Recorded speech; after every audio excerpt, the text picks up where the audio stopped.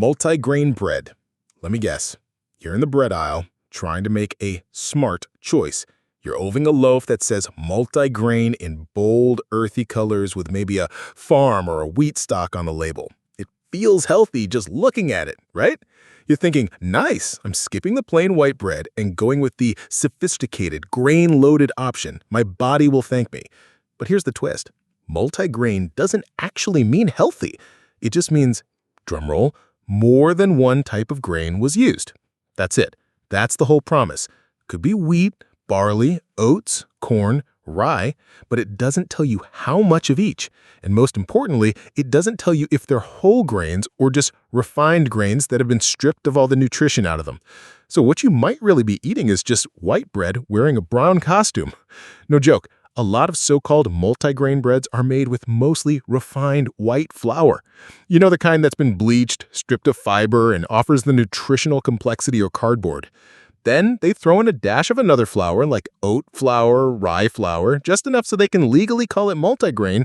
Maybe they'll sprinkle some seeds on top for decoration. Voila! It looks rustic. It sounds earthy. But inside, it's just soft, processed fluff. Now, let's talk about why this matters. You probably already know that whole grains are better for you than refined ones, right? They've got more fiber, more vitamins, more nutrients, and they help keep your blood sugar stable. But if your bread is mostly white flour pretending to be multi, then all you're really doing is spiking your blood sugar and getting hungry again an hour later.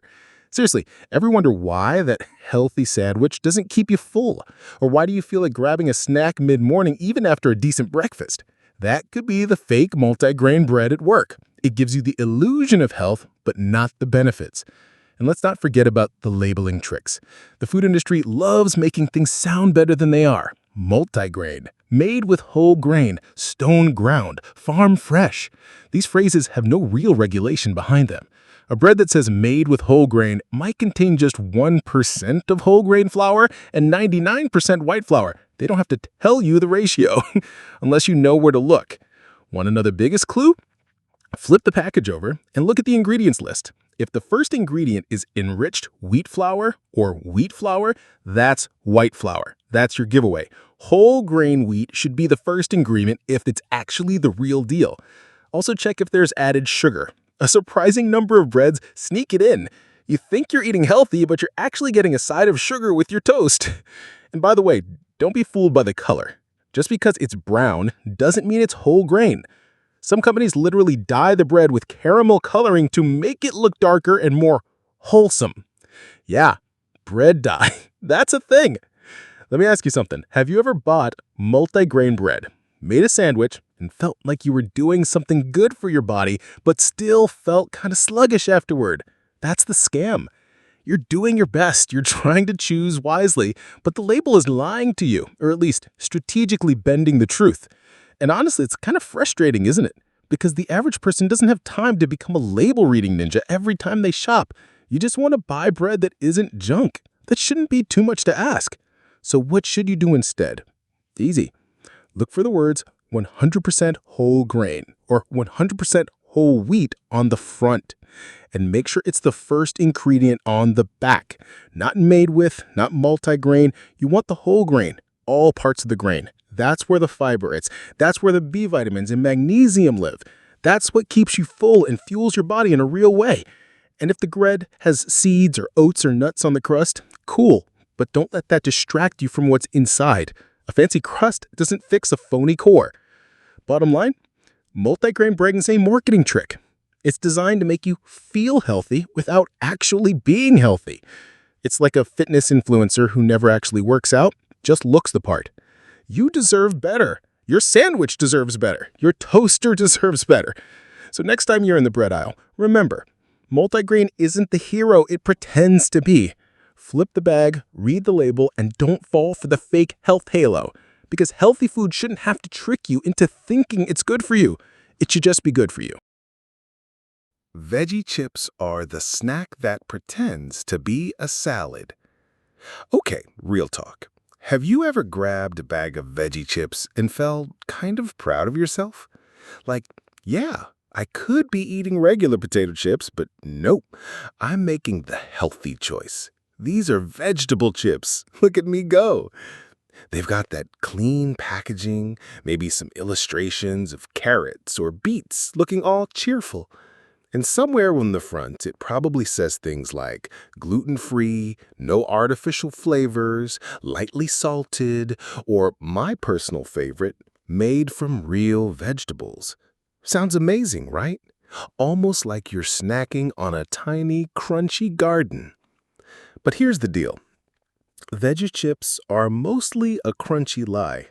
Yeah, they technically start out as vegetables, but by the time they reach your mouth, there's hardly anything left that's actually good for you. Most of what's in that bag is starch, oil, and salt, and sometimes even corn flour or potato starch that's just dyed with veggie powders.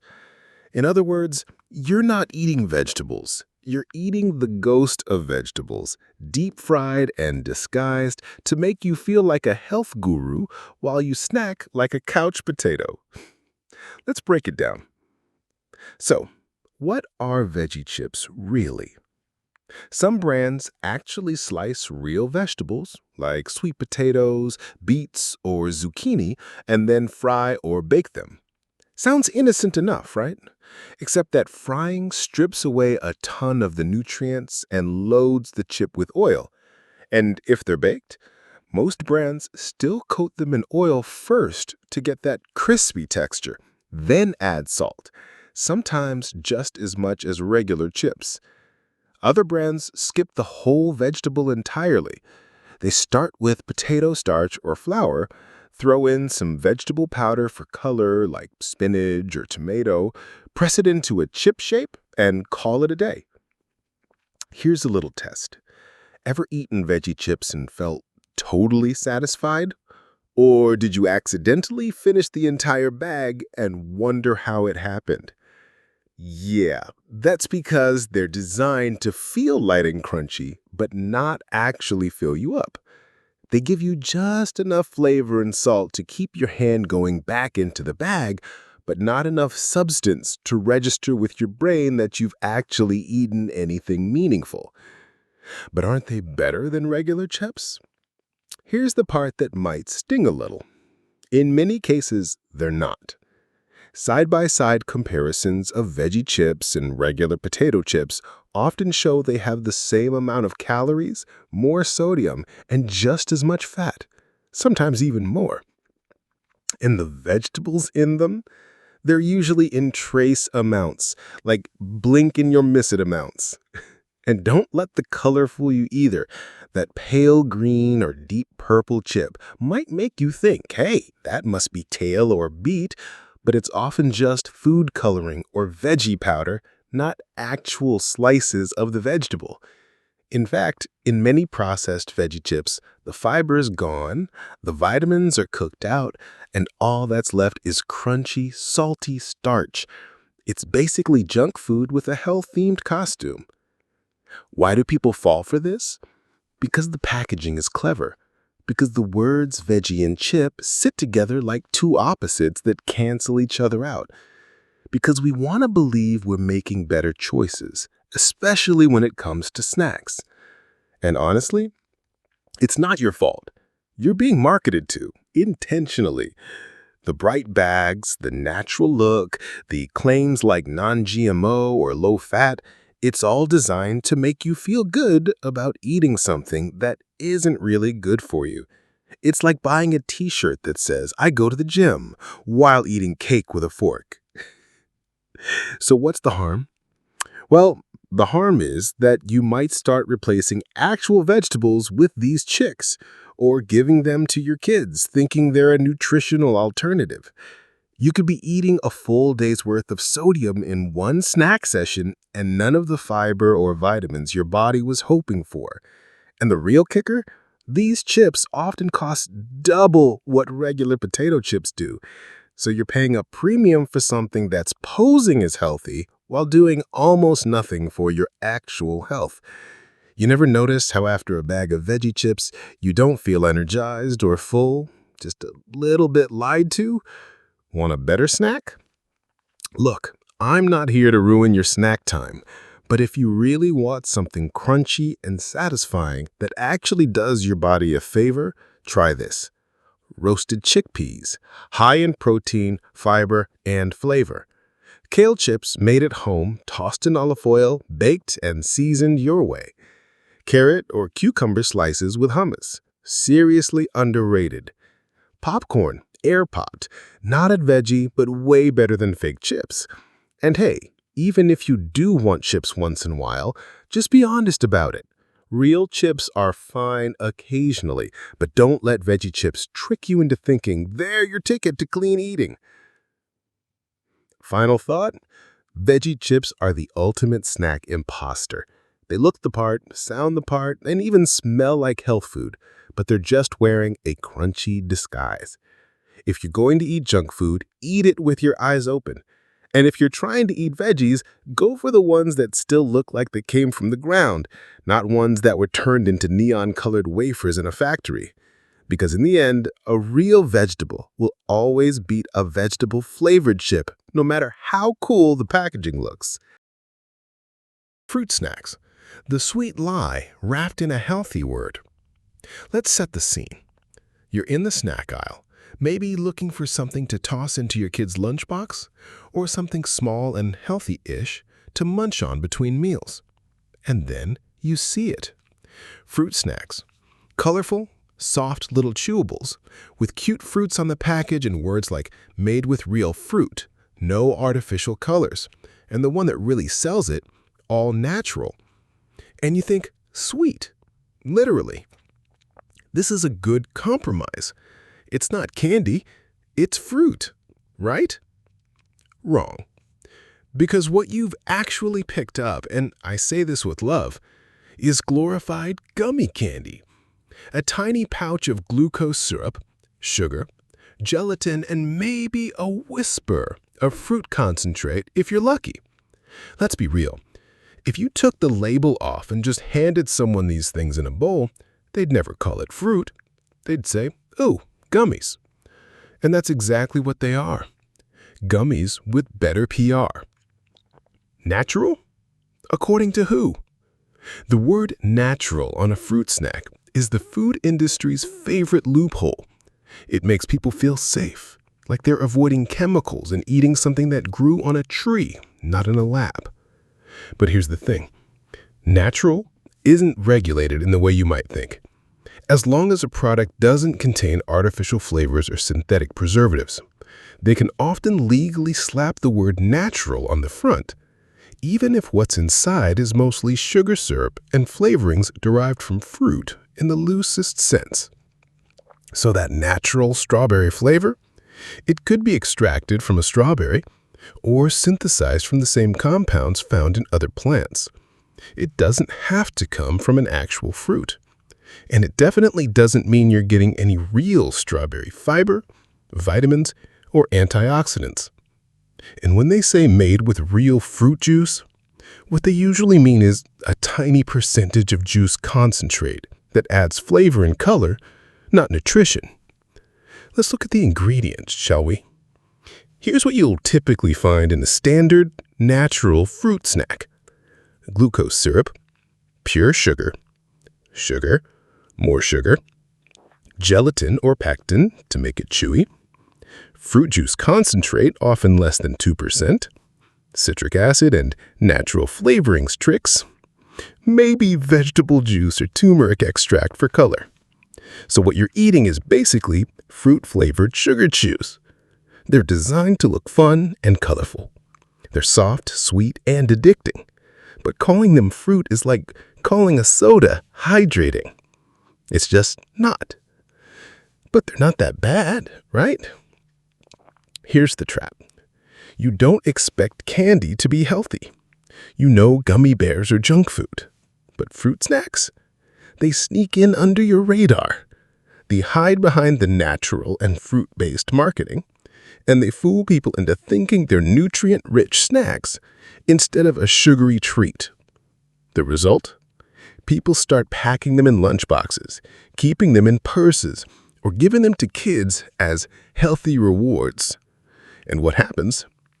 Kids develop a taste for candy, thinking it's fruit. And adults eat sugar bombs, believing they're making a better choice. Let me hit you with this.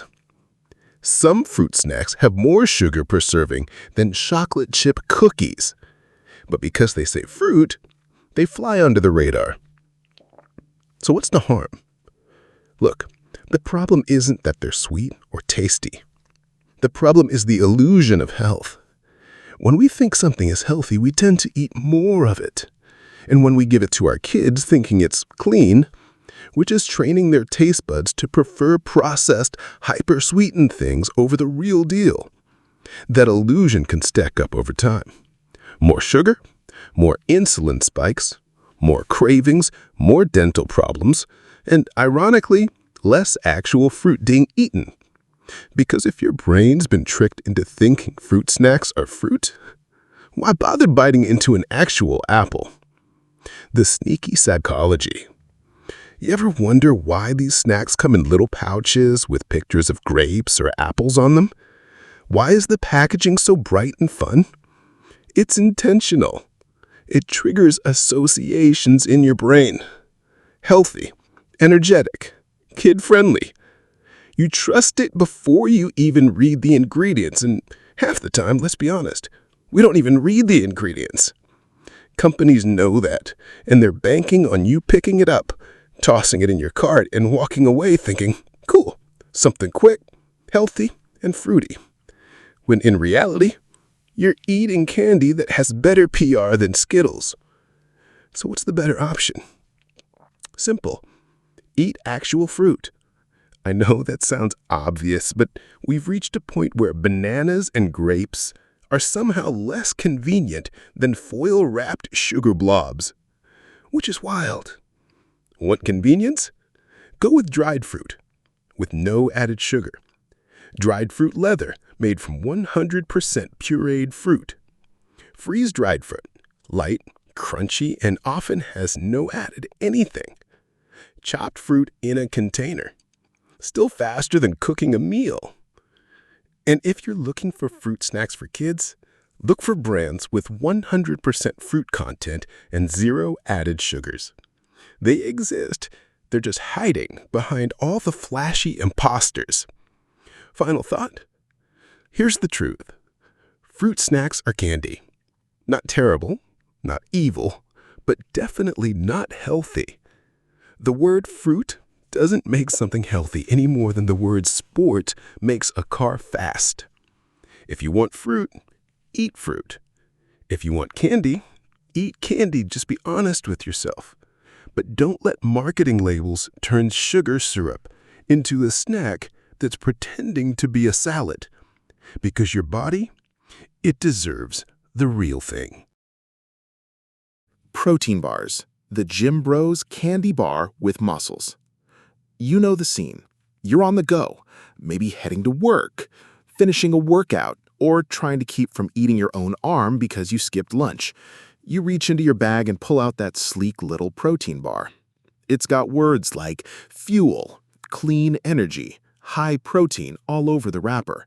Maybe there's even a flexing arm, a lightning bolt, or a mountain range on it, just to make it feel extra intense. You open it up, take a bite, and wait a second. Why does this taste exactly like a Snickers? That's not a coincidence. That's the trick, because a shocking number of protein bars are basically candy bars with a gym membership.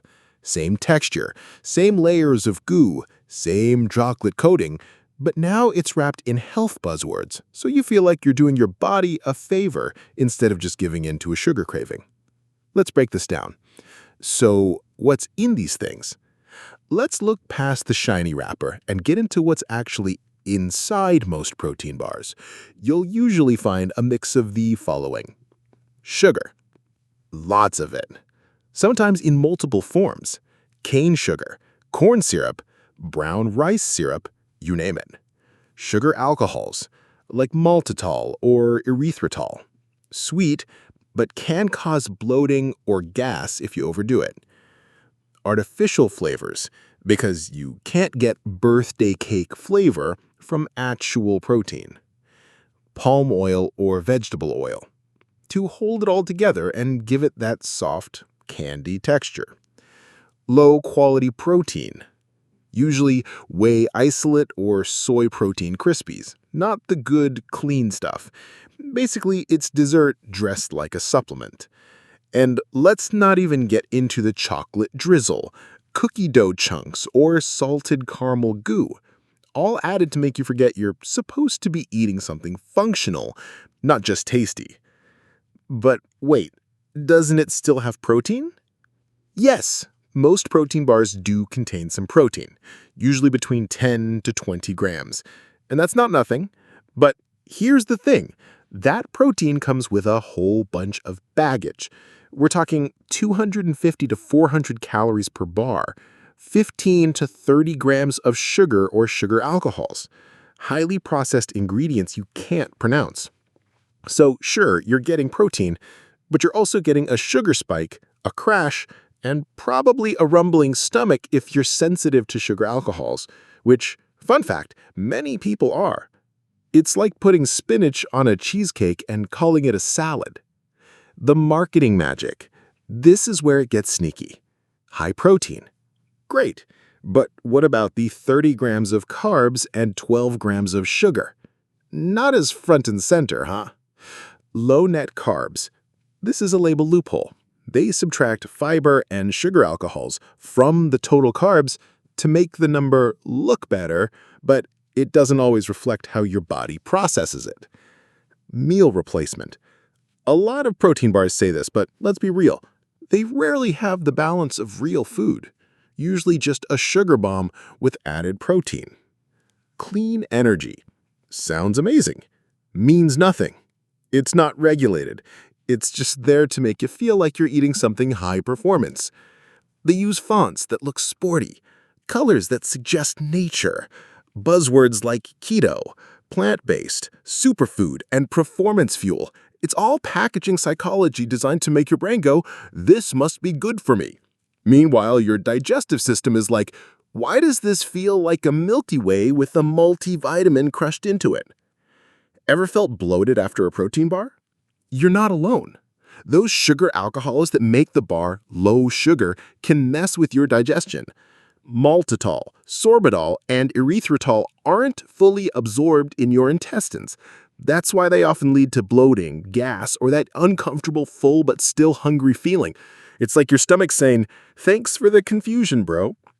And the artificial sweeteners or flavorings in any of these bars, not only do they confuse your gut, but they also train your brain to expect hyper-sweet flavors from healthy foods. So now you've not only brought a bar that's secretly a candy bar, you've made real food taste worse in your brain.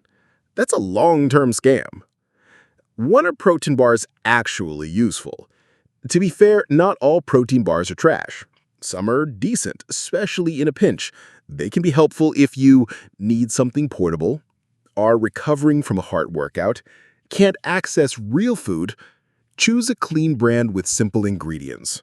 Look for ones with 10 plus grams of protein, less than 8 grams of sugar, no sugar alcohols, whole food ingredients like nuts, dates, and egg whites. Words you can actually pronounce. Bars like RX Bar or some smaller clean label brands do a better job, but they still shouldn't replace actual meals or snacks made from real food. Real talk? If it tastes like a candy bar and it looks like a candy bar, it's probably just a candy bar with protein sprinkled in. Nothing wrong with enjoying one now and then, but don't let the wrapper fool you into thinking you're doing something virtuous. If you wouldn't eat 3 chocolate bars as a health snack, you probably shouldn't eat 3 protein bars either. So the next time someone offers you a protein bar with 26 grams of sugar and a drizzle of chocolate fudge, maybe ask yourself, is this really fuel or just fancy junk food with the gym badge? Because your muscles need protein, not marketing lies covered in chocolate coating. Low-fat yogurt is the sneaky sugar bomb in a healthy-looking cup. All right, let's talk yogurt. Specifically, the kind that's been sitting in your fridge with a halo on it. You know the one. The label says low-fat, 99% fat-free, slim, light, or some version of that. Maybe it's vanilla, maybe it's strawberry, maybe it's blueberry blast with pictures of fruit dancing across the front. You grab it thinking, look at me, making healthy choices. But here's the twist. That innocent little tub is often a dessert in disguise, loaded with added sugar to make up for the fat they took out. So yeah, it might not be high in fat, but your body's getting hit with a sugary left hook, and it doesn't even see it coming. Wait, isn't yogurt supposed to be healthy? It is, or was. Traditional yogurt, the plain kind, is fermented milk filled with probiotics, calcium, protein, and healthy fats. It's simple, tangy, and good for your gut. But then came the low-fat craze. Somewhere in the late 80s and 90s, fat got demonized. Everyone started freaking out about cholesterol and calories. Food companies scrambled to remove fat from everything, even if fat wasn't the problem. So they stripped the fat from yogurt, and guess what happened? It tasted like sadness. Fat is what gives yogurt its creamy texture and satisfying taste. Without it, you're left with something thin, sour, and weirdly bland. And the fix, you guessed it, sugar. Lots and lots of sugar. So what's in your healthy yogurt? Let's break it down. A single serving cup of flavored low-fat yogurt can contain 15 to 22 grams of sugar. That's more than a scoop of ice cream. Some brands sneak in corn syrup or cane sugar under names like evaporated cane juice or organic agave. The problem?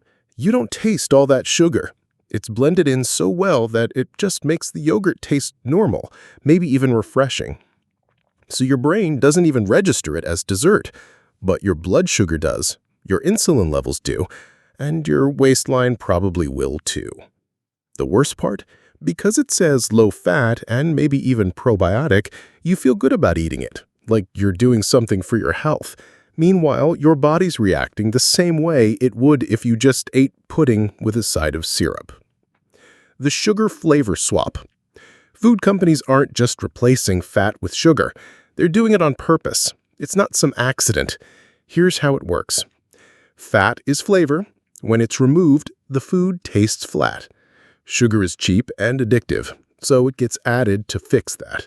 Your taste buds don't complain. In fact, they love it. Your brain gets a little reward buzz, and now you're hooked. So the yogurt that promised to be light and clean is actually training your body to crave sweet flavors without giving it the fullness and satisfaction that fat would have provided. And what happens after that? You get hungry again. Ever wonder why 1 cup isn't enough? You might have noticed this. You eat a low-fat fruit yogurt thinking it'll hold you over, but an hour later, you're hungry again. That's because fat is what makes you feel full and keeps blood sugar steady. Sugar, on the other hand, gives you a quick burst, and then the crash comes. So you end up eating more in the long run. It's a trap disguised as a snack.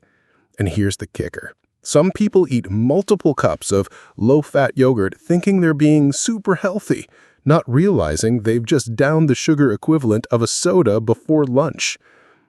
The fruit in flavored yogurt? Also a lie. Let's not forget about the fruit swirl or the berry blend at the bottom. You might imagine it's a nice scoop of mashed strawberries or fresh peaches, but in most cases, it's a sugary fruit-like puree, heavily processed, sometimes with added coloring and artificial flavor to make it pop. And if you see things like fruit on the bottom, strawberry flavor, mixed berry swirl, you're probably not getting anything close to real fruit. You're getting fruit-flavored sugar paste, and that's being sold to you as a health food. So what should you be eating instead? Don't worry, yogurt can still be great for you. Just ditch the sugary, low-fat trap and go for something closer to what yogurt is supposed to be. Here's how to make smarter yogurt choices. Choose plain, full-fat, or Greek yogurt. Add your own fruit, fresh berries, banana slices, a drizzle of honey if needed. Watch the ingredients. You want milk plus live cultures. That's it. Avoid light, fit, whipped, and dessert-inspired versions. Real yogurt, even with some fat, can keep you full, support gut health, and doesn't need all that sweetening nonsense to do its job. And hey, it's not about being perfect. If you love your vanilla yogurt now and then, fine. Just treat it like a dessert, not a health snack. Final thought, Low-fat yogurt is one of the biggest bait and switch products in the health food world. It sounds clean, it feels responsible, but it's often just pudding with a better PR team. So if you're trying to cut sugar or make genuinely healthy choices, don't let the word low-fat fool you. Look behind the label, check the sugar, and decide if that snack is really serving your body or just sweet-talking you into eating something you wouldn't normally touch. Your yogurt should nourish you, not trick you. Bottled smoothies, when healthy, is just fruit sugar in disguise. Okay, real talk. When's the last time you grabbed a bottled smoothie and felt like a health god? You're walking through the store, maybe a little hungry, maybe trying to be good. You pass the chips, the sodas, the candy bars, and then you see it. A sleek little bottle with pictures of strawberries and bananas and kale, words like antioxidants, immunity, green fuel, and it says no added sugar. Boom! You feel like you just made a decision Gwyneth Paltrow would personally high-five you for. But here's the sneaky part. That bottled smoothie might have more sugar than a can of Coke, and you didn't even see it coming. Wait, what? It said no added sugar. Yep, and that's the part that really throws people. See, food labels are like little legal loopholes. When it says no added sugar, that just means the company didn't dump white sugar or corn syrup into it during production. But it doesn't mean the drink is low in sugar. Why? Because fruit is naturally packed with sugar, especially when it's blended down and concentrated. Here's the trick they don't want you to think about. When you eat a banana, you eat one banana. When you drink a smoothie, you're drinking the sugar of 2 bananas, half a mango, some grapes, a handful of strawberries, and maybe a few apple chunks, all at once. And no, your body does not go, oh, this is healthy fruit sugar. It just sees sugar. You're drinking the sugar of 4 pieces of fruit in about 10 seconds without the fiber to slow it down. Let's do the math. Let's compare a typical bottled fruit smoothie, say a 12 to 16 ounce size, to a classic can of soda. Coca-Cola, 12 ounces, 39 grams of sugar. Fruit smoothie, same size, often 40 to 55 grams of sugar. Let that sink in. That bottle you bought because you wanted to fuel your morning is hitting your bloodstream just like soda would, or sometimes worse. The difference, the smoothie is wearing yoga pants and a halo. But it's fruit sugar. That's better, right? Yes and no. The sugar from whole fruits is bound up in fiber. When you bite into an apple or chew through some mango, the fiber slows down how fast that sugar hits your bloodstream. You feel full longer, your insulin response is smoother, and your body handles it more gracefully. But in bottled smoothies, the fruit is blended to oblivion. The fiber is broken down or filtered out. What's left is basically liquid fructose, ready to hit your bloodstream like a freight train. So even if it's natural, the effect on your body is very similar to drinking soda. You get the same blood sugar spike, the same crash later, and the same fat storage signals, especially if you're not pairing it with protein or fat. The label tricks. Bottled smoothie brands are clever. They'll stack the front with buzzwords like cold-pressed, organic, no added sugar, all natural, 100% fruit juice. But look at the nutrition label on the back. 42 grams of sugar, 0 grams of fiber, little to no protein, no healthy fat to slow absorption. You're basically drinking liquid sugar and wondering why you're still starving an hour later. Oh, and some of them toss in fruit concentrates, which is just fruit-flavored syrup. Imagine boiling 5 apples down to a tablespoon of sweet goo and calling that natural. Yeah, it's natural, the way lava is natural. Doesn't mean you should chug it. And the green ones, still sugar bombs. Don't be fooled by the color. Some smoothies are bright green and claim to be detoxifying, energizing, or cleansing. But guess what? That spinach or kale you're seeing on the label, it's usually just a tiny amount mixed in with apple juice, banana, mango, and pineapple, aka nature's candy. You're still getting a sugary rush just with a leafy name slapped on the front. Why it matters. Here's why this whole smoothie thing is so important to talk about. You're trying to make healthy choices. You're spending extra money. You're trying to avoid soda and sweets, but the healthy drink is doing the same metabolic damage as the junk you avoided. And worst of all, it trains your brain to think, I did something good for my body. So you feel justified to snack more later, or you get confused when your energy crashes, or you wonder why your weight isn't budging even though you're eating clean. It's frustrating, and it's not your fault. These companies spend millions on making it look healthy. So what should you do? If you love smoothies, awesome. They can actually be great if you make them right. Here's how to keep it real. Make your own at home. Use real fruits and vegetables. Add Greek yogurt or nut butter for protein and fat. Keep portions small. You don't need a blender full of fruit. Balance it. Add chia seeds or oats or protein powder to slow down sugar absorption. Skip fruit juice bases. Use water, milk, or unsweetened almond milk instead. And avoid store-bought smoothies unless you can read the full ingredients and sugar content.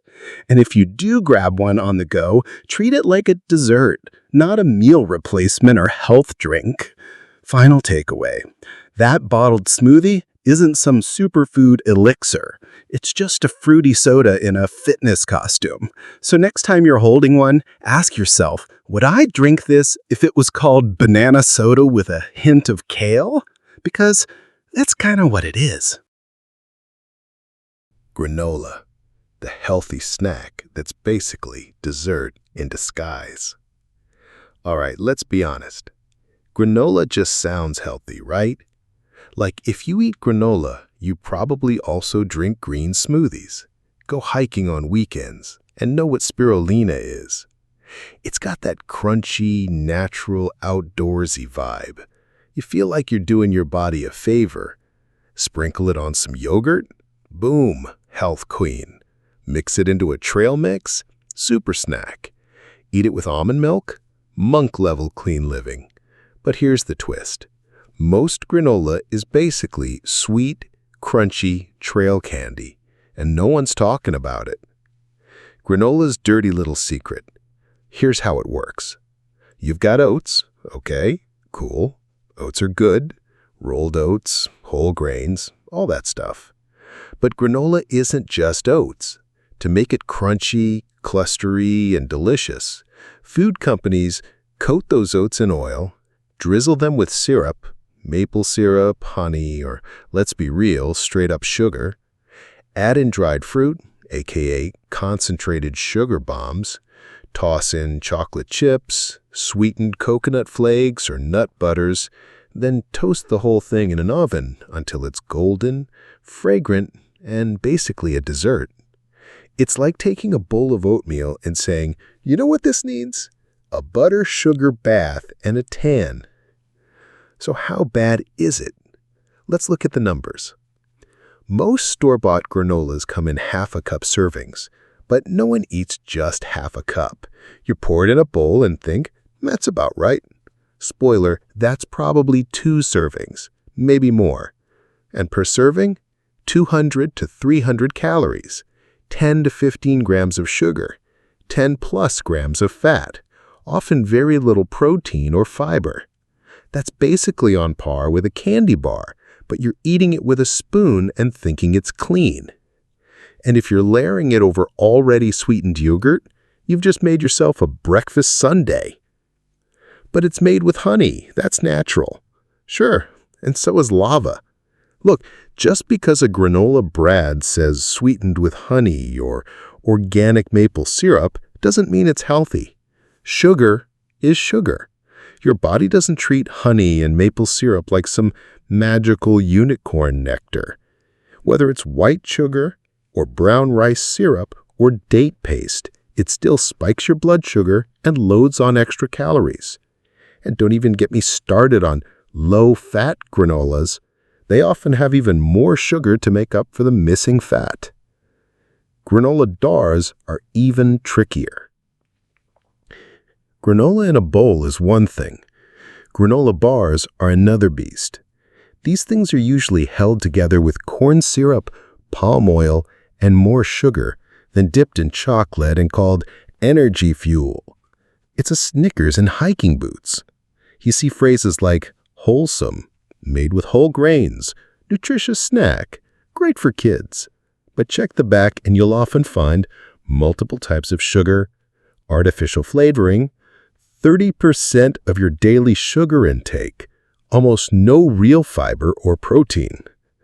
And yet you feel virtuous handing one to your kid or tossing one in your gym bag. That's a scam. Why this matters? Here's the real problem. Granola pretends to be healthy, but it quietly teaches your brain to crave sweets in a health halo. It's not satisfying like a real protein-rich meal. It doesn't give you slow-burning energy like eggs or oatmeal with nuts. It tricks you into thinking you're eating clean while you're actually getting a sugar hit. And over time, this adds up to weight gain, sugar crashes, and confusion about what healthy even means. So how to outsmart granola? Now, don't panic. I'm not saying you can never eat granola again, but if you do, here's how to do it smart. Check the sugar content. Aim for under 5 grams per serving. Look for 5 ingredients or less. Oats, nuts, seeds, spices, that's it. Avoid anything with clusters or crisps or chunks. That usually means extra sugar and oil. Make your own. It's shockingly easy. Toast oats, nuts, and a drizzle of olive oil with cinnamon and just a tiny bit of honey. Use it as a topping, not a base. A spoonful of it on top of plain yogurt is fine. A bowl of it with milk, that's dessert disguised as breakfast. Final thought is, granola is not the enemy. It's just been hijacked by the snack industry and repackaged as a health food. So next time you reach for that bag with earthy packaging and words like organic, ancient grains, or farm fresh, flip it over and ask, would I still eat this if it said baked oats tossed in sugar oil? Because that's what it usually is. Alkaline water has no proven benefit beyond regular hydration, but costs 10x more. Alkaline water always seems to show up in the hands of people who look like they have their lives together. You know the type. Gym bag over the shoulder, AirPods in, maybe wearing a matching athleisure set. The bottle itself looks fancier than regular water. Sleek design, scientific-sounding labels, pH levels proudly displayed like it's some kind of supercharged liquid. And the price? Easily 5 to 10 times more than whatever comes out of your tap. It's not just water anymore. It's a lifestyle statement. The promise behind alkaline water is that it can neutralize acid in your body, help you stay more hydrated, improve energy levels, and even slow aging or prevent disease. Sounds impressive, doesn't it? But here's the twist. There's no solid scientific evidence backing any of those claims for the average healthy person. The human body is already incredibly good at regulating its own pH levels, especially your blood, which stays within a very narrow range regardless of what you drink. Your stomach acid, which is highly acidic by design, neutralizes alkaline water before it even gets a chance to do anything special. So the whole idea of balancing your body's pH with water, mostly marketing fluff. So where did this whole trend even come from? Like many modern health crazes, it started with a mix of pseudoscience, celebrity endorsements, and vague wellness promises. Add in some buzzwords like detox or cellular hydration or anti-aging, and suddenly regular water starts to look suspiciously outdated. People began thinking, well, I drink water anyway, might as well drink the best kind, right? It spread fast, especially in fitness circles and online wellness spaces. And once a few influencers hold it up with a sweaty post-gym selfie, the rest just follow. But here's why it actually matters. Not because alkaline water is dangerous, but because it's distracting. People are shelling out cash for a health benefit that doesn't exist, thinking they're leveling up their well-being when in reality they're just falling for fancy branding. It gives a false sense of progress. You drink the overpriced water, feel like you're doing something great for your body, and maybe let your guard down elsewhere, like skipping real hydration, sleep, or balanced meals. It's the illusion of health, not actual health. That illusion is expensive, and in some ways, kind of harmful. Walk into any trendy grocery store or health food shop and you'll see a whole section dedicated to bottled water, with alkaline front and center. Some brands brag about being ionized or electrolyte enhanced, while others plaster giant pH numbers on the label like it's some sort of trophy. And the price difference is wild. You could buy a whole case of regular bottled water for the cost of 2 bottles of the premium alkaline stuff. And yet people are buying it, not because of taste or proven benefits, but because they've been sold the idea that it's better. It's the same kind of logic that makes people pay extra for Himalayan salt when they already have table salt at home doing the exact same thing. There's something kind of fascinating and a little funny about how easy it is to convince people that water needs an upgrade. It's water. It's literally the most basic, essential thing your body needs. And somehow we've complicated it. We've turned it into a boutique product. Maybe it makes people feel in control, like they're hacking their biology with something simple. Or maybe it just feels cool to be holding a bottle that looks like it belongs in a lab. Either way, it says a lot about how branding plays with our insecurities, especially when it's wrapped in health promises. So if you like alkaline water and enjoy the taste, no shame in that. But just know your body doesn't care if it's pH 7 or pH 9. It's going to do its thing either way. You're not supercharging your organs or reversing time. You're just staying hydrated, which plain old tap water does just as well, and it's free. It's okay to want the fancy bottle now and then, but don't let the glow of a sleek label trick you into thinking you've unlocked some secret level of health. You haven't. You've just paid $10 for water. Flavored oatmeal packets are preloaded with sugar and artificial flavors. Oatmeal has a reputation as one of those perfect healthy breakfasts. Warm, hearty, whole grain. It sounds like the exact thing your doctor or some fitness guru would recommend. And when you walk down the cereal aisle, the boxes of flavored instant oatmeal seem to confirm that. They've got pictures of apples and cinnamon sticks or ripe strawberries splashed across the front, with words like wholesome, heart healthy, or made with whole oats.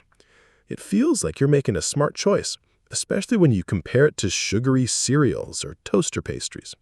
But here's the trick. You've been sold a shortcut that quietly undoes all that good intention.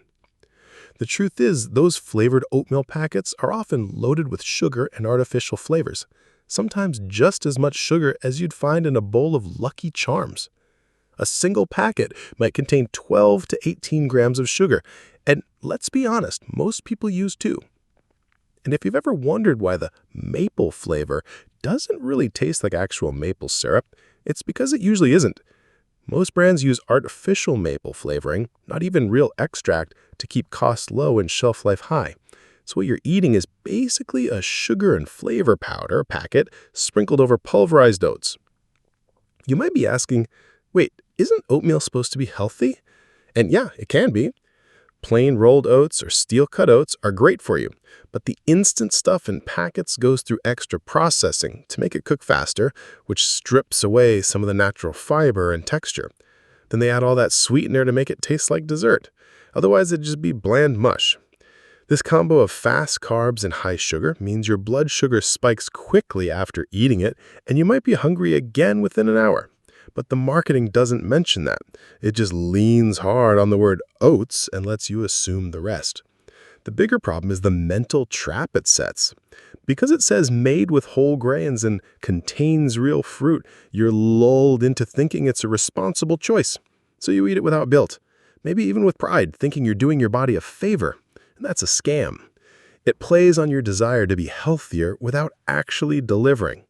You end up eating something that behaves more like a dessert than a breakfast, but it hides under the disguise of wellness. And when you're trying to cut back on sugar, these packets can be a sneaky source that flies under the radar. You've definitely seen these before.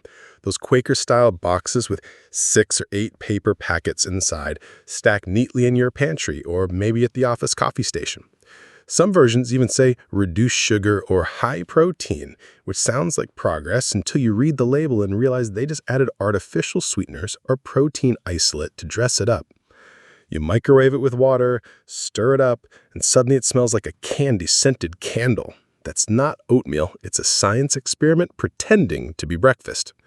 And when it comes with flavors like peaches and cream or dino egg surprise, we've officially strayed into dessert territory. There's also something kind of funny about how oatmeal, one of the cheapest foods on earth, became a packaged luxury.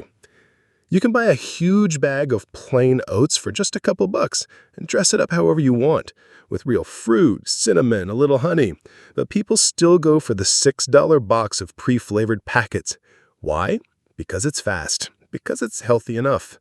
Because we're tired. And let's be honest, because sugar tastes good. The food industry knows that. They're banking on it. They give you just enough real health to justify the fake parts, and most of us don't look too closely. So yeah, oatmeal's still a winner, but not the kind with marshmallows or neon-colored flakes hiding inside. If you want the real benefits, steady energy, fiber, heart health, ditch the packet and make it yourself. It's cheaper, better, and takes maybe 5 minutes longer. Otherwise, you might as well be eating warm beige-colored cake for breakfast. And hey, if that's your thing, cool, just don't call it healthy. Detox drinks don't actually detox anything. Your liver already does that. You've seen them on Instagram, in the fridge section at the grocery store, or sitting next to yoga mats in boutique fitness studios. Little colorful bottles claiming to cleanse, flush toxins, or detox your system. Maybe it's green juice. Maybe it's lemon cayenne water. Maybe it's some charcoal-infused mystery potion. Whatever it is, the promise is the same. Drink this, and you'll magically reset your body. It sounds tempting, right? Especially after a weekend of junk food or a few too many drinks. One quick fix, and boom, clean slate. Unfortunately, the whole idea is built on a myth. Here's the blunt truth. Your body doesn't need help detoxing. That's what your liver, kidneys, lungs, and skin are already doing, all day, every day. The liver is basically your body's own built-in chemical lab, breaking down toxins and waste products so they can safely leave your system. You don't need to starve yourself or sip spicy lemonade for 3 days. If detox drinks actually removed dangerous substances from your body, they'd be regulated as medicine. But they're not. They're food products, which means the science is, let's say, flexible. So where did this idea even come from? It's part marketing, part misunderstanding. The wellness industry took a real word, Detox and rebranded it. In medicine, detoxing is something doctors do for people with life-threatening overdoses, but in pop health, it became a catch-all word for feeling gross and wanting a reset, and that's where the opportunity came in. Juice companies, supplement brands, even tea sellers jumped on the trend. Add some vague claims about eliminating toxins or supporting natural cleansing, and suddenly people were lining up to drink activated charcoal like it's a miracle. Now, let's talk about the real danger here. Not just that you're wasting money, although you are, some of these things cost more than lunch, but that you're being tricked into thinking you need fixing. The detox narrative makes people feel like their body is dirty or broken, and that's just not true. It plays on shame. Eat a burger? Better detox. Sleeping late? Better flush it out. This guilt loop keeps people buying things they don't need, thinking they're being healthy. It's not just a scam. It's emotional manipulation dressed in green juice. You might have even tried one yourself, a 7-day detox tea that made you spend most of the week in the bathroom. Or those cucumber lemon waters that tasted fine but did exactly what regular water would have done. These products aren't evil, but they're built on a fantasy. Some are just expensive juice. Some are literal laxatives. And some are just clever branding slapped onto something that's 99% water and 1% lemon essence. And here's the kicker. Most of the things people think detox drinks fix are things that improve when you just drink more water, eat vegetables, and sleep better. There's no magic in a bottle, but magic sells, especially when it comes in pretty packaging and makes you feel like you're taking control. It's easier to believe a drink will reset everything than to admit we just need to, drink more plain water and cut back on processed junk. But that's the boring truth, and the truth doesn't come in a cute plastic bottle. So, next time you're tempted by a cleanse, just remember, your liver doesn't care how trendy your drink is. If you really want to feel better, eat some fiber, go for a walk, and drink a big glass of plain old tap water. Way cheaper, way more effective, way less nonsense. Agave syrup is marketed as natural, but is mostly high fructose and worse than sugar. Agave syrup sounds fancy, right? It's got that smooth, natural vibe, like something you'd drizzle over Greek yogurt in a chic health cafe. It's often sold in organic-looking bottles with clean labels and earthy fonts, marketed as a better alternative to sugar. You've probably heard it's low glycemic, natural, or from the agave plant, which makes it sound practically medicinal. But here's the not-so-sweet truth. Agave syrup might be one of the biggest health food scams out there. It's not a healthier sugar. In some ways, it's actually worse. Let's start with science. Agave syrup is incredibly high in fructose, way more than regular table sugar. While sucrose, what we call sugar, is 50% fructose and 50% glucose, agave syrup can be up to 90% fructose, depending on the brand. That matters because fructose is processed differently by your body. It goes straight to your liver, where it can get turned into fat more easily than glucose. That's why high fructose corn syrup gets such a bad rap. And yet, agave syrup can have even more fructose than that. Now here's where it gets tricky.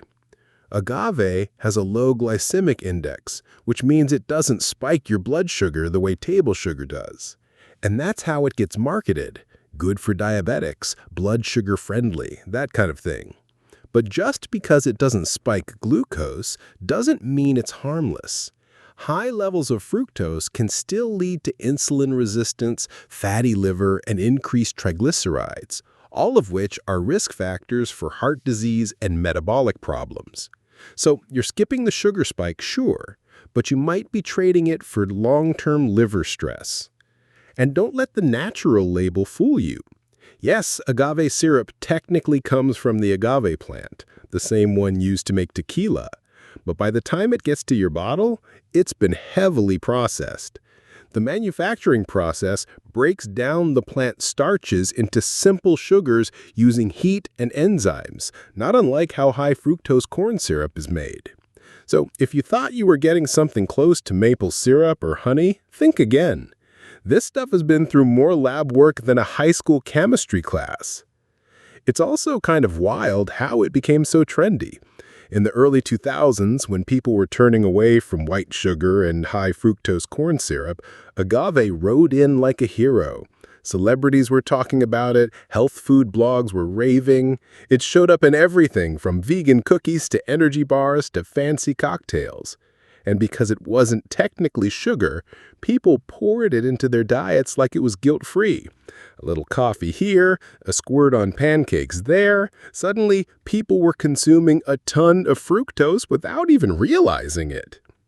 And this isn't to say you need to fear every drop of sweetness in your life, but the idea that agave is some kind of health upgrade, that's just not true. If anything, it's a lesson in how marketing can spin a bad product into a clean one by dressing it up with nature-friendly language. Sugar is sugar, whether it comes from corn, cane, or cactus. And while the delivery system might change, your body still has to deal with the consequences. So, if you're trying to cut down on added sugar, swapping one sneaky sweetener for another won't help much. You're better off using small amounts of whatever sweetener you like, honestly, as long as you know what it is and how it affects you.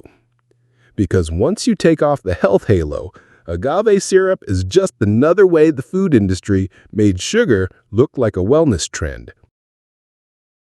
Coconut sugar still spikes your blood sugar almost as much as table sugar. Coconut sugar. Just the name sounds like it belongs on a beach in Bali, right?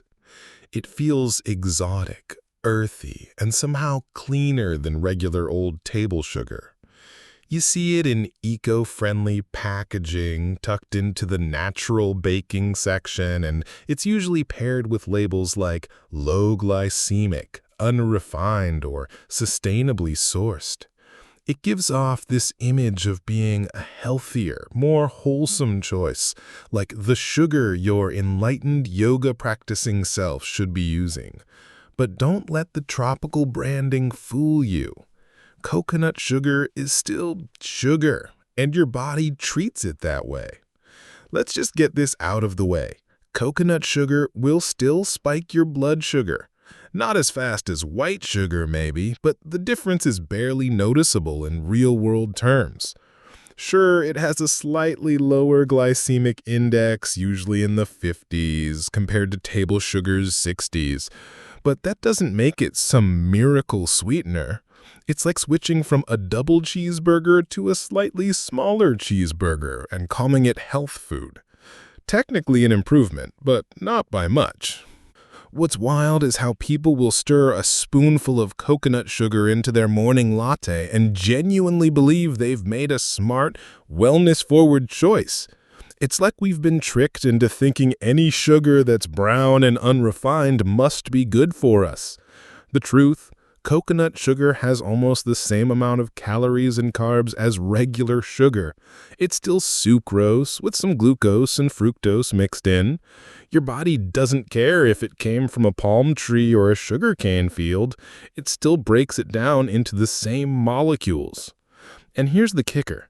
Coconut sugar isn't that much less processed than table sugar.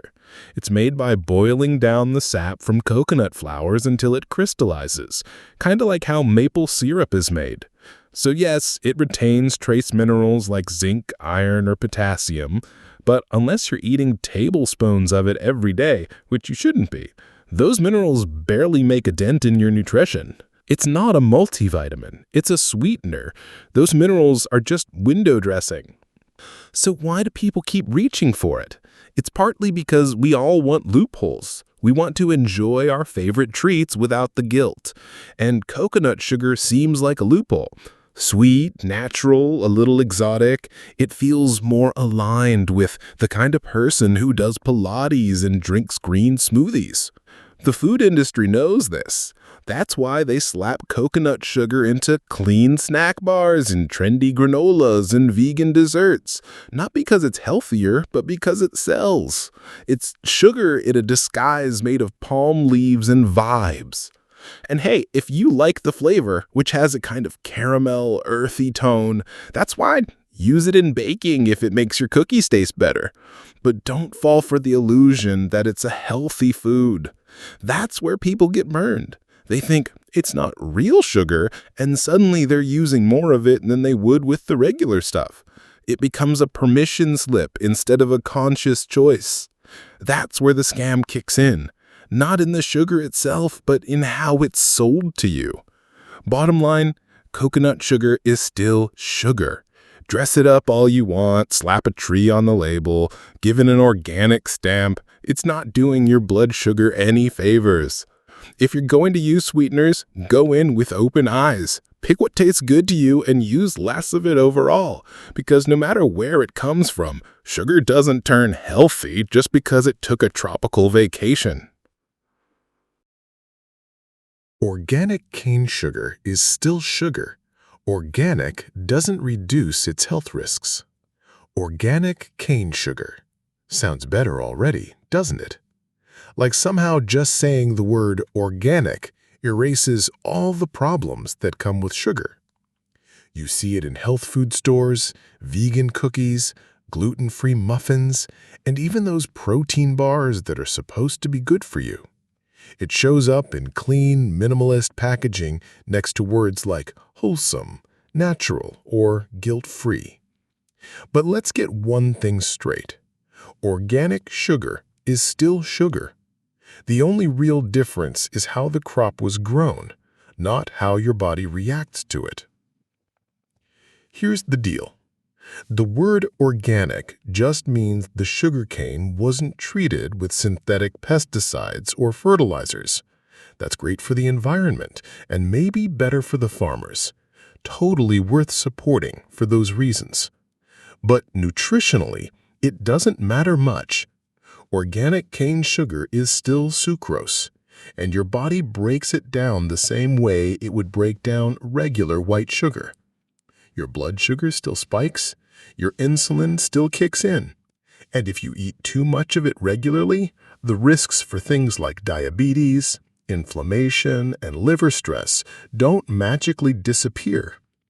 Now, some people will argue that organic cane sugar is less processed or more natural than regular table sugar, and that's partly true. It's usually a little less refined, which means it retains some color and maybe a tiny bit of molasses. But let's be real, those trace differences don't make it a healthy food. It's still packed with empty calories. You're not getting vitamins or fiber or anything remotely nourishing. You're just getting a slightly browner version of the same old stuff. And here's where it gets sneaky. Because it's organic, people assume it's automatically better or safer.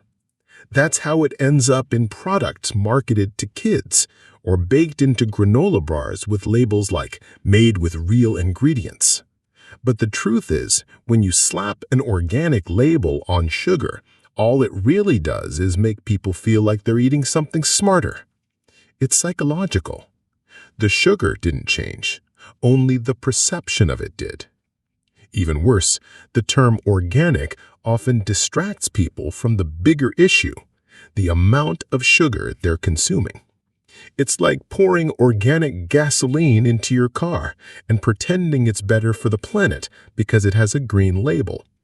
At the end of the day, it still burns the same.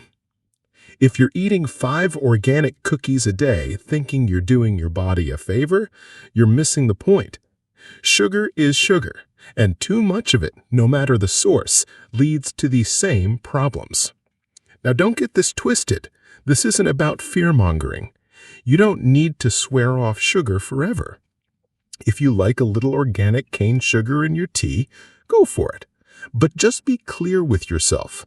It's a taste choice, not a healthy one. You're not avoiding the health effects of sugar just because it came from an organic field instead of a conventional one. It's still a treat, not a nutrient. So next time you see organic cane sugar on a label, don't let the branding mess with your head. The word organic might mean something good about how the crop was grown, but it doesn't change what sugar does once it's in your body. It's a feel-good buzzword, and a clever one at that, but it doesn't make the cookie any healthier. Plant-based meat can be ultra-processed and loaded with sodium and additives. Plant-based meat sounds like the future, doesn't it? It's got that shiny, forward-thinking vibe, like you're helping the planet, your health, and some poor cow all at once. You see it sizzling on commercials, you hear celebrities hyping it up, and even fast food chains have jumped on the bandwagon. It's marketed as the smarter, cleaner, kinder alternative to meat. And don't get me wrong, the intentions behind it are solid, but peel back the label and you'll find something a little less wholesome, a heavily processed food that's not always as healthy as it looks. Let's talk about ingredients. Real meat has one ingredient, meat. Plant-based meat? That ingredient list often reads like a science experiment. You've got textured soy protein, pea isolate, methyl cellulose, flavor enhancers, oils, gums, and a cocktail of preservatives. And while that doesn't automatically make it bad, it definitely puts it in the ultra-processed category. Which is ironic, because a lot of people are choosing these products to avoid processed food in the first place. Then there's the sodium, and it's no joke. Many plant-based burgers or nuggets contain more salt than a regular beef patty. That's because manufacturers are trying to mimic the savory, juicy punch of meat without using actual animal fat. So they lean hard on salt, smoke flavor, yeast extract, and synthetic, meaty flavors. You might not taste it right away, but your blood pressure short notices if you eat this stuff regularly. Now, for some folks, the decision to go plant-based isn't about health. It's about ethics or the environment, and that's totally fair. If your goal is to reduce animal suffering or cut your carbon footprint, plant-based meat absolutely has its place. But if you're eating it thinking it's automatically better for your body, that's where the illusion kicks in. Just because something is plant-based doesn't mean it's nutrient-dense or clean. Remember, Oreos are plant-based too. And let's not ignore how aggressively this stuff is marketed. The packaging leans into words like wholesome, natural, and powered by plants, even though the product inside might be closer to junk food than health food. It's like wrapping a candy bar in recycled paper and calling it a power snack. The branding makes you feel like you're doing something good for yourself, when in reality, you might just be trading one kind of processed food for another. This isn't a hit piece on vegetarians or vegans, by the way. There are tons of amazing plant-based whole foods out there, lentils, beans, tofu, tempeh, that are genuinely nutritious and simple. But the moment companies try to recreate meat in a lab-style kitchen, the purity starts to disappear. The result is a Frankenstein burger that's trying really hard to taste like beef, while your digestive system quietly goes, what is this? So, here's the deal.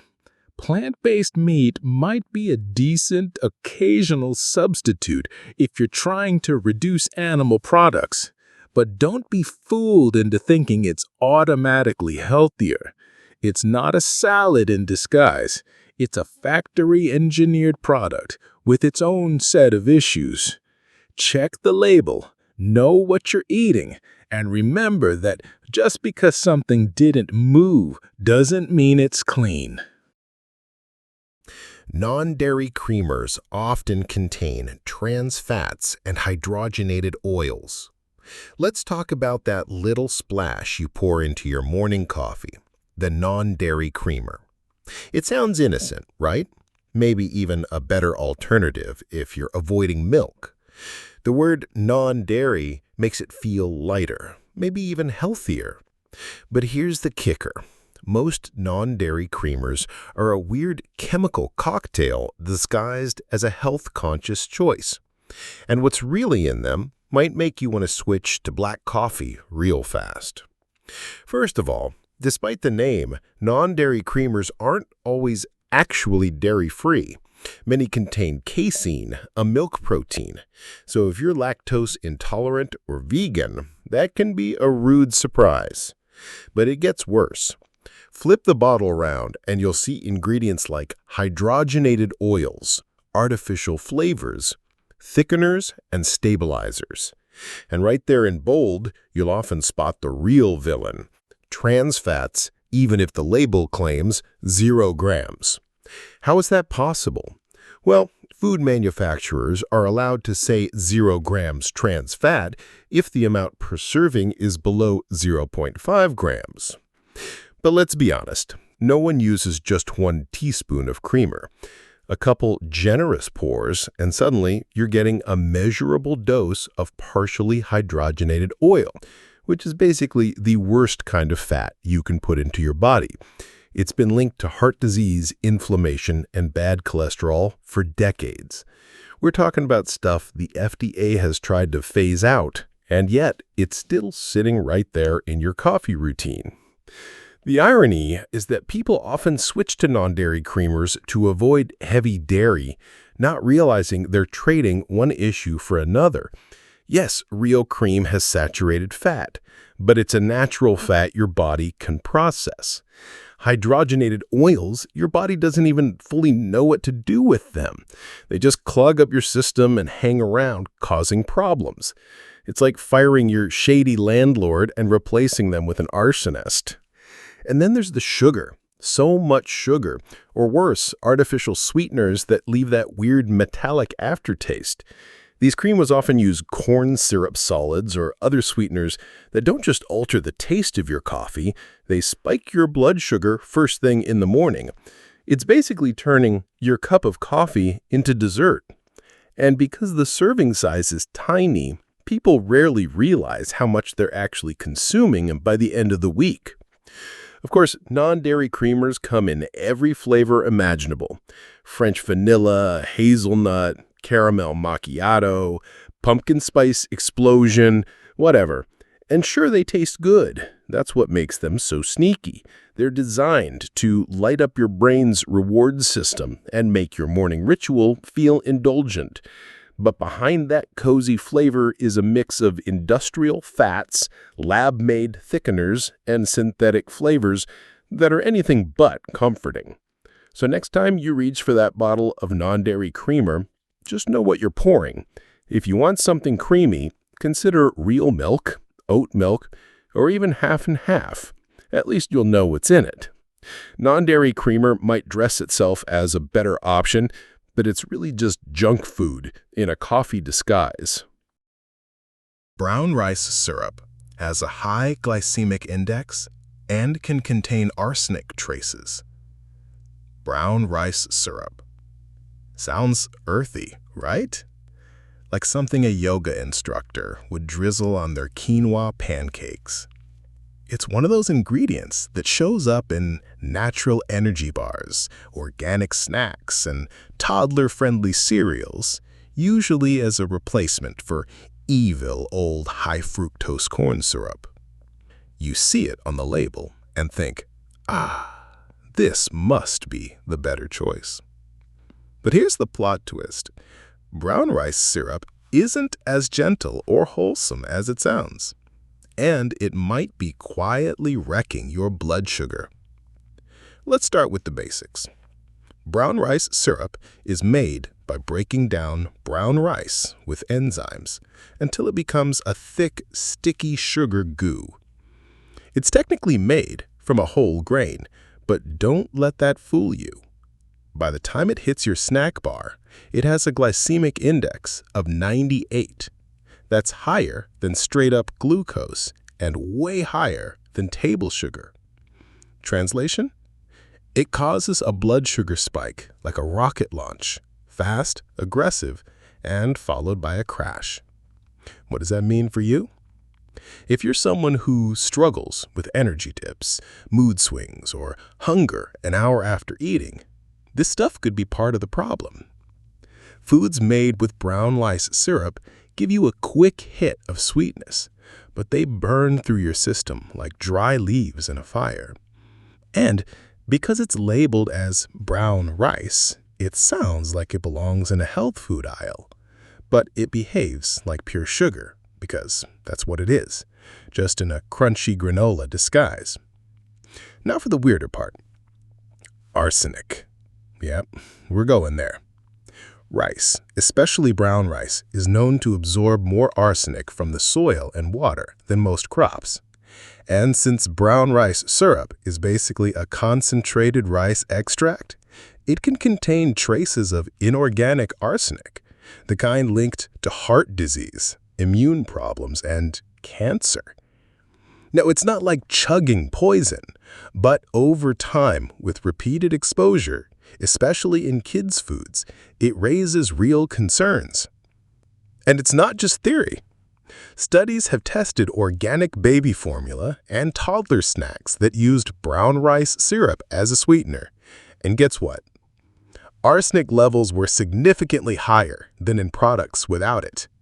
So not only are these healthier snacks spiking blood sugar, they're potentially delivering trace toxins.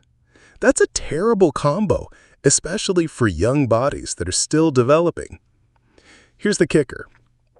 Most people don't even realize they're eating brown rice syrup. It's tucked into ingredient lists like a quiet imposter. You'll find it in protein bars, granola, cereal, rice cakes, even diet shakes.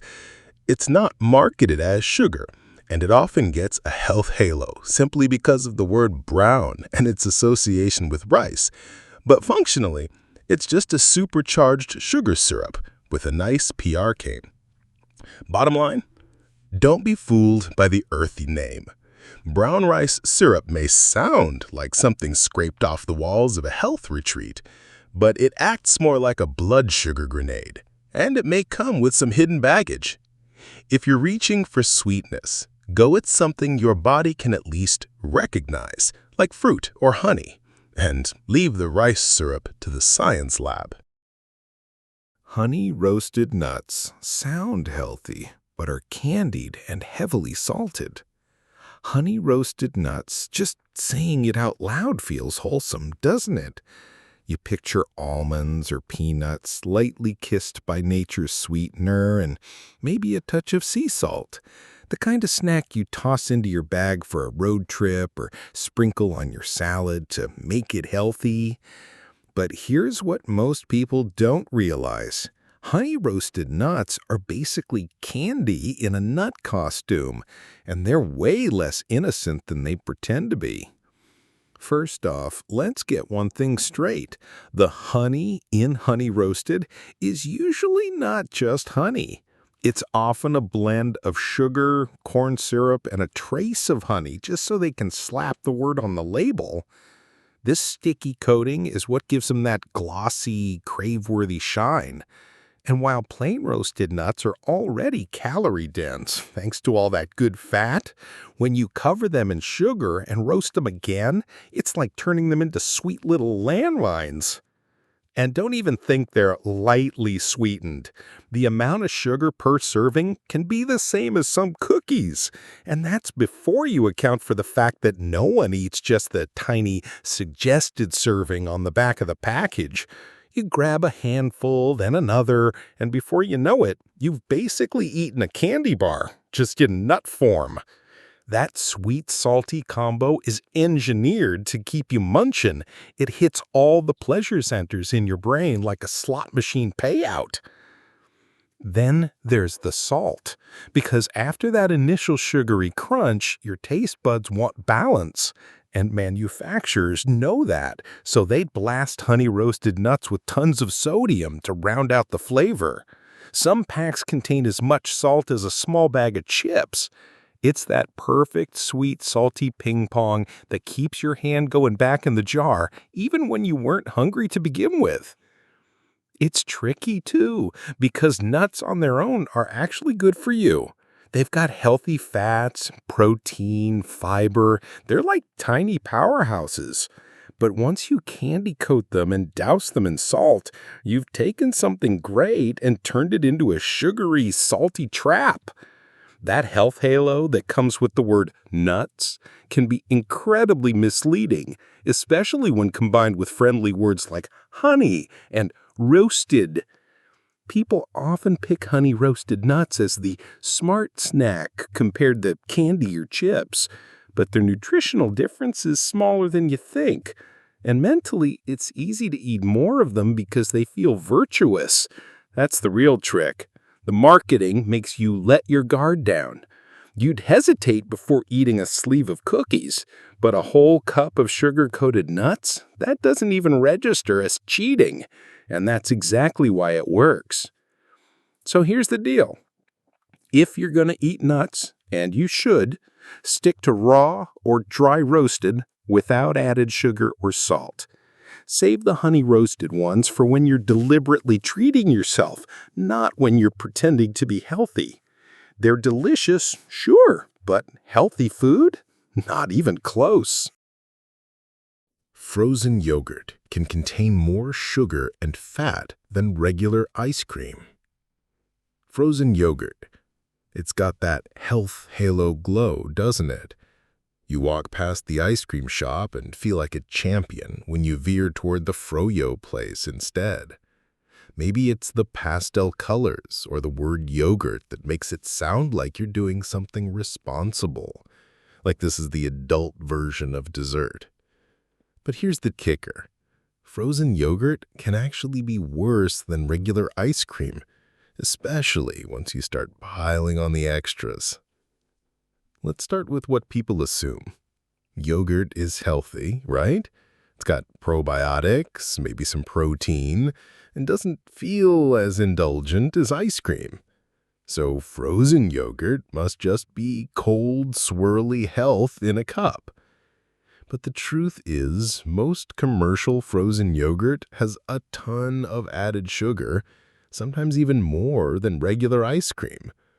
And that tart flavor, that's often sugar trying to disguise itself as tangy.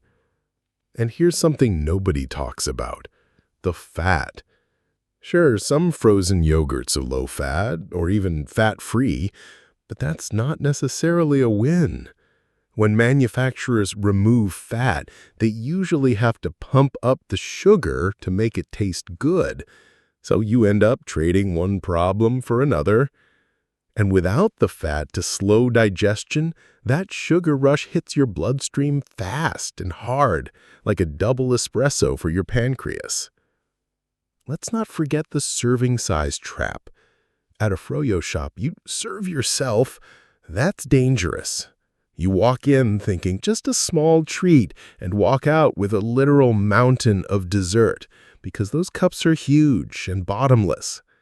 And let's be honest, you're not stopping at a plain swirl.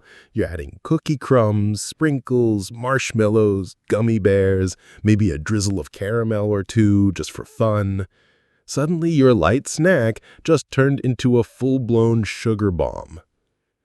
And even the yogurt part is kind of a lie. True yogurt is full of live cultures, which are good for gut health. But frozen yogurt? Once it's churned, frozen, and mixed with flavorings and stabilizers, many of those probiotics are dead or barely present. You're not getting a health boost. you're just eating cold sugar with a misleading name tag. And don't let the branding fool you. Those pastel colors and fat-free labels are doing serious psychological work on you. Frozen yogurt is sold as the guilt-free dessert, so people let their guard down. You'd never eat a pint of Ben & Jerry's at your desk and call it a light snack, but a huge bowl of froyo with toppings? That feels totally acceptable. That's the trick.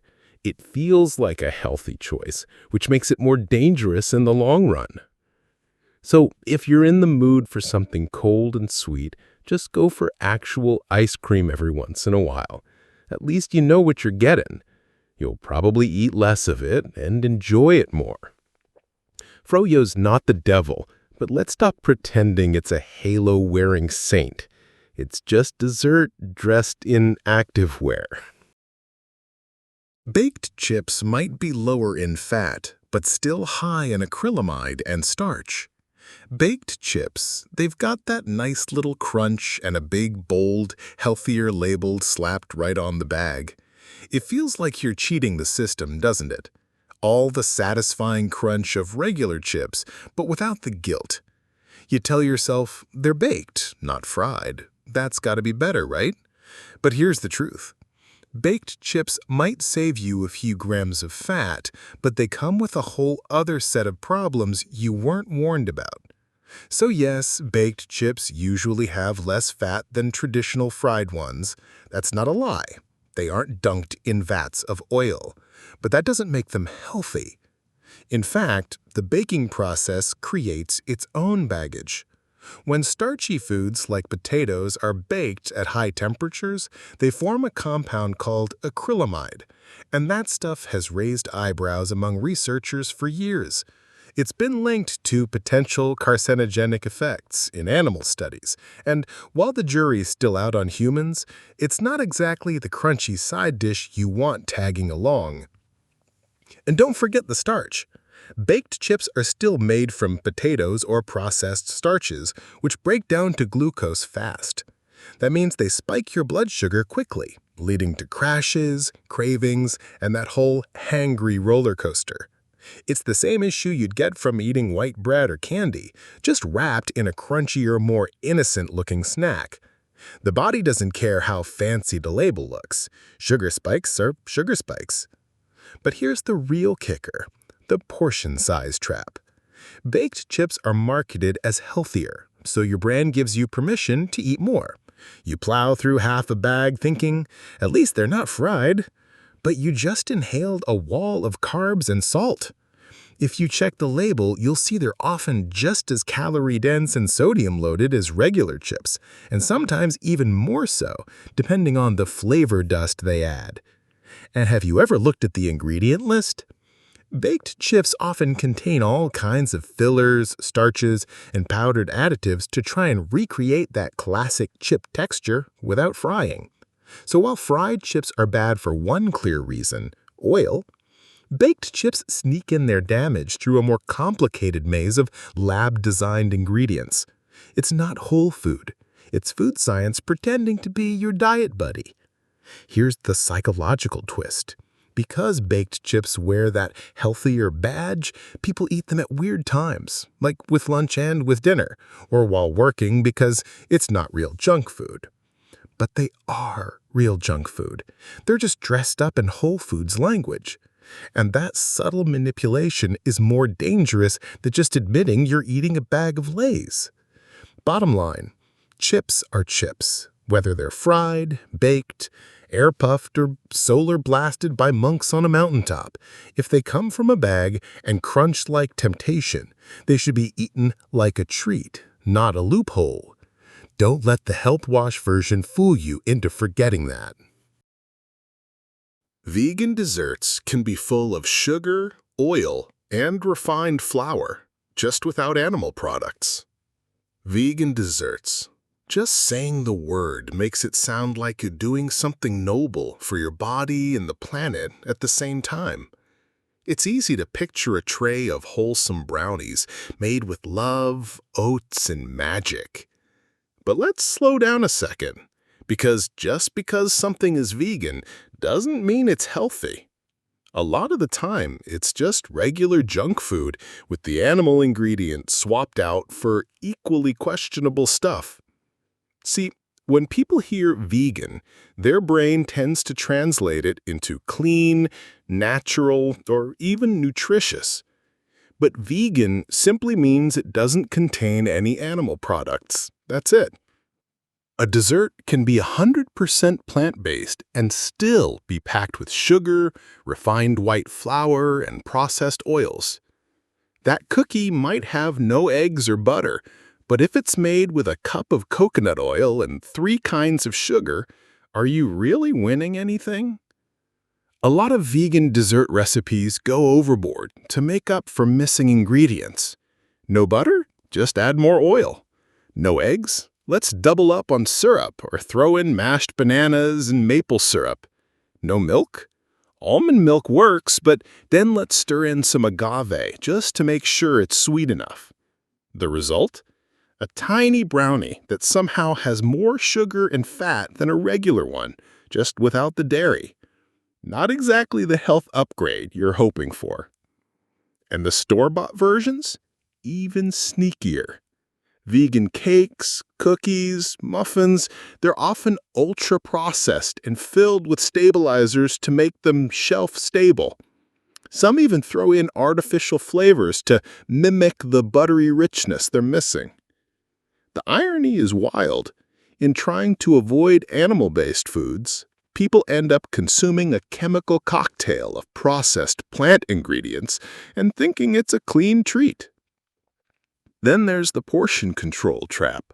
Since it's vegan, people assume it's okay to have 2 or 3 servings. It doesn't feel like a cheat. It feels like a win. But guess what? Your blood sugar doesn't care that the cookie was cow-free.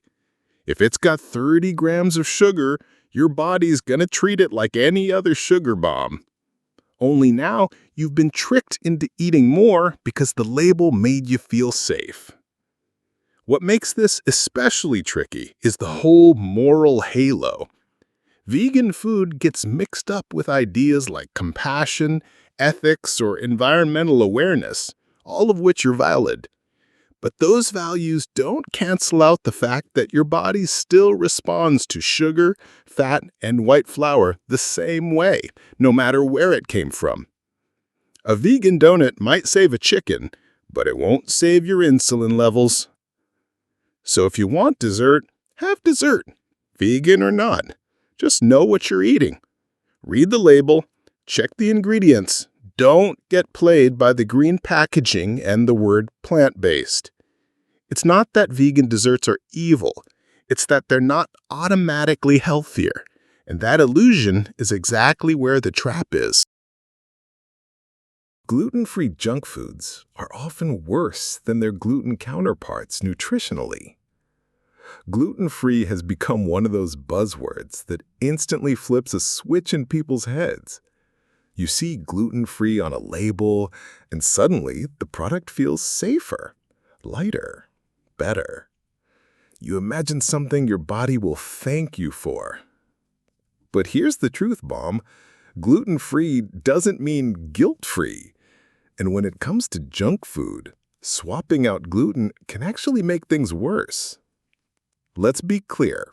If you have celiac disease or a legitimate gluten intolerance, avoiding gluten is non-negotiable. It's a medical necessity. But that's not who most gluten-free snacks are targeting.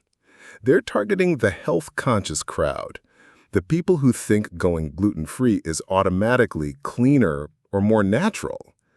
And that's where the trap gets laid. Because to make a cookie or cracker without wheat, manufacturers often stuff it full of ultra-processed starches instead.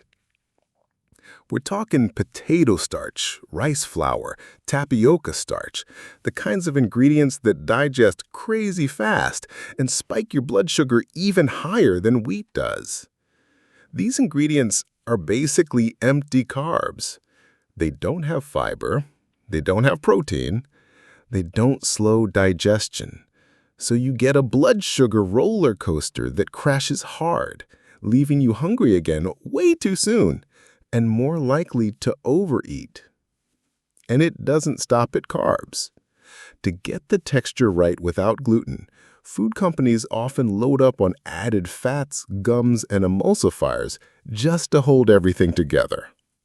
That healthy gluten-free muffin might be held up with xanthan gum and a splash of sunflower oil, and have a calorie count that rivals an actual slice of cake. But because it says gluten-free, you feel like it's a lighter choice. That's the illusion doing its dirty work.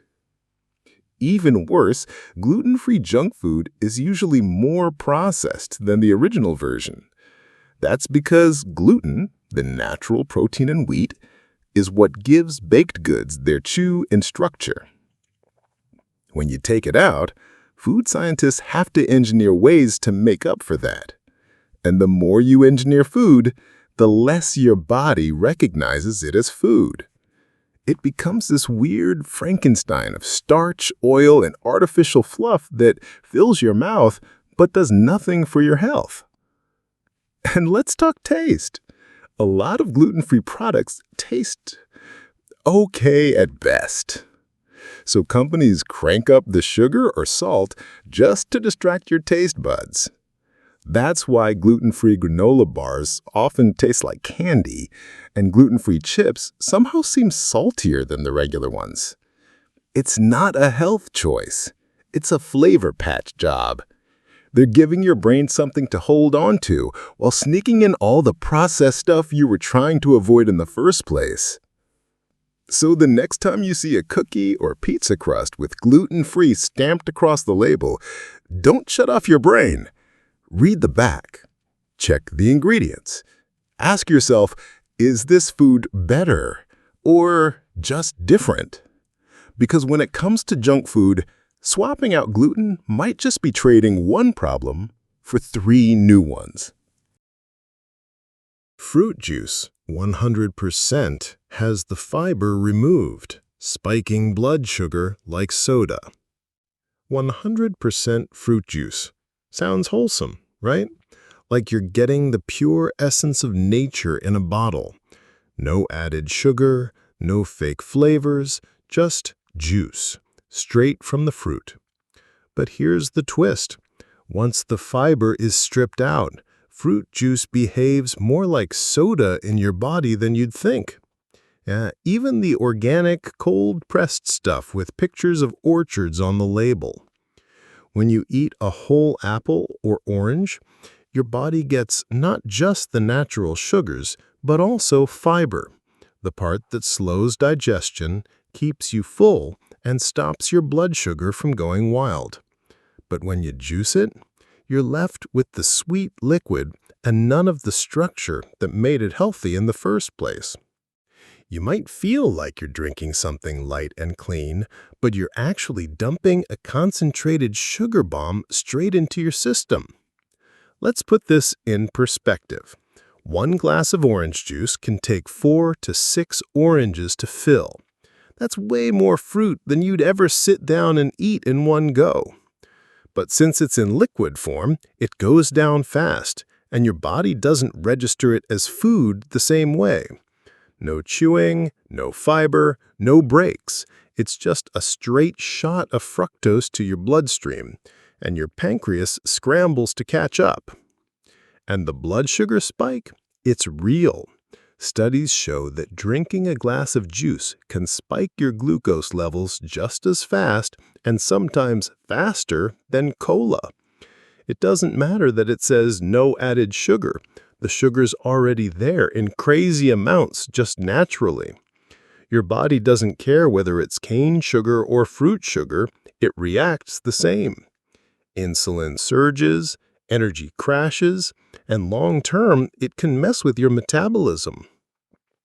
You also miss out on all the slow-digesting benefits of fiber, like feeling satisfied after a meal. Juice won't fill you up. In fact, it can leave you hungrier soon after. That's part of why people who drink a lot of fruit juice often struggle to lose weight, even though they think they're being healthy. It tricks you into thinking you're doing something good while nudging you into a blood sugar roller coaster. And let's not even get started on the bottled stuff. A lot of it sits on shelves for months, and the pasteurization process can degrade some of the vitamins that were there to begin with. So now you've got a sugary drink with less fiber, fewer nutrients, and way more calories than you bargained for. But hey, the label says 100% juice, so people pour it for their kids like it's medicine. If you really want the benefits of fruit, just eat the fruit. Juice should be an occasional treat, not a daily health ritual. It's not evil, but it's not nearly as innocent as it looks. Behind that colorful carton is a sneaky sugar hit with a health halo. And once you know the game, it's a lot easier to drink smart. Soy milk, marketed as healthier, may contain added sugars and stabilizers. Soy milk has this reputation as the smarter, cleaner alternative to dairy. People grab it off the shelf thinking it's the plant-based upgrade, something lighter, healthier, maybe even better for the planet. And sure, plain soy milk in its purest form has a lot going for it. But here's the kicker. Most commercial soy milk isn't that pure.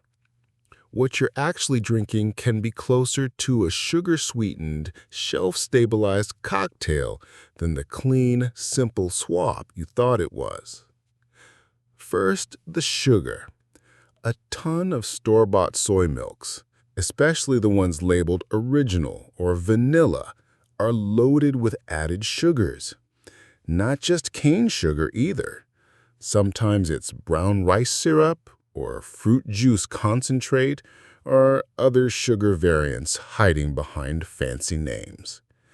You pour it into your coffee or cereal, thinking you're skipping the dairy, but you're also sneaking in a surprising amount of sugar, often more than you'd put in coffee yourself. Then there are the stabilizers and thickeners. To get that creamy texture and stop it from separating, manufacturers add things like gellan gum, carrageenan, or lecithin. These aren't evil, but they're not there for nutrition. They're there for appearance and shelf life. And for some people, especially those with gut sensitivities, these additives can lead to bloating or stomach discomfort. Not exactly the health boost you are hoping for. It gets trickier when you start reading the nutrition label. A lot of commercial soy milks try to match cow's milk in terms of protein and nutrients, but they do it with fortified additives like calcium carbonate or synthetic vitamins. Again, not necessarily bad, but it's worth remembering that what you're drinking isn't just soybeans and water. It's a heavily processed product designed to look natural. There's also the soy source to consider. Unless the carton says organic, the soybeans used are often genetically modified.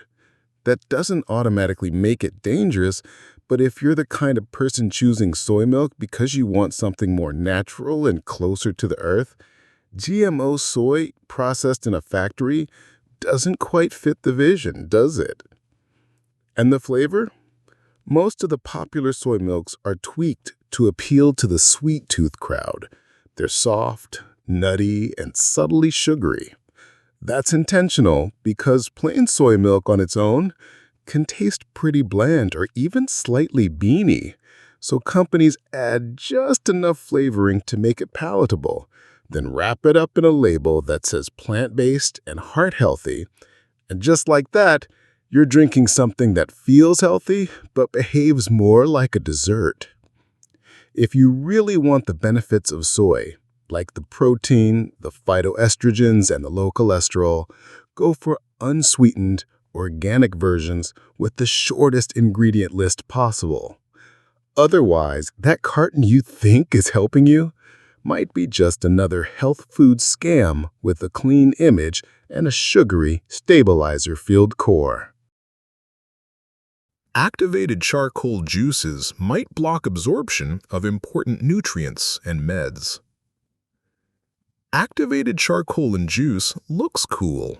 It's jet black, mysterious, and feels like you're doing something intense for your body, like vacuuming out toxins with a magic black sponge.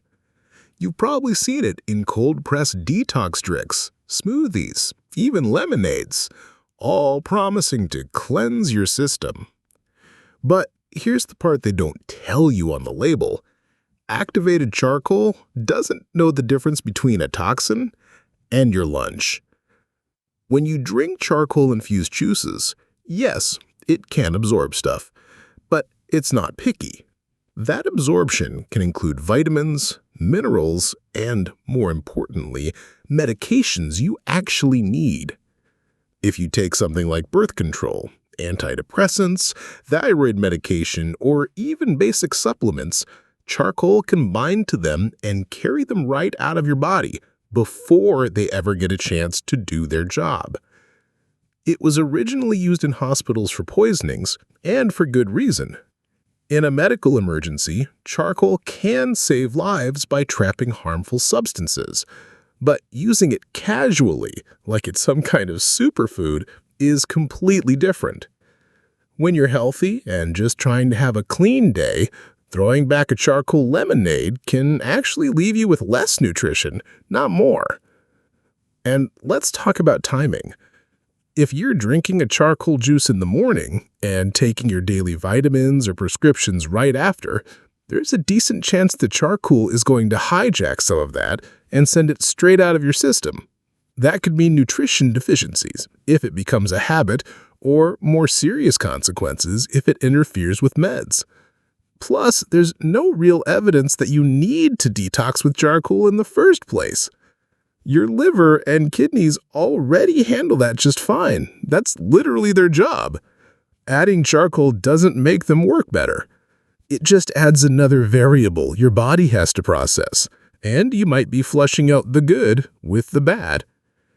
Even worse, some people drink this stuff every day, thinking it's doing them a favor. But long-term, regular charcoal intake could mess with gut bacteria and digestion. And once you know that it can block essential nutrients like calcium, iron, and B vitamins, that $12 black lemonade doesn't feel so magical anymore. So yeah, it looks edgy. It feels like you're on a health trend the rest of the world hasn't caught up with yet. But really, activated charcoal in your juice is like inviting a vacuum cleaner to your dinner table.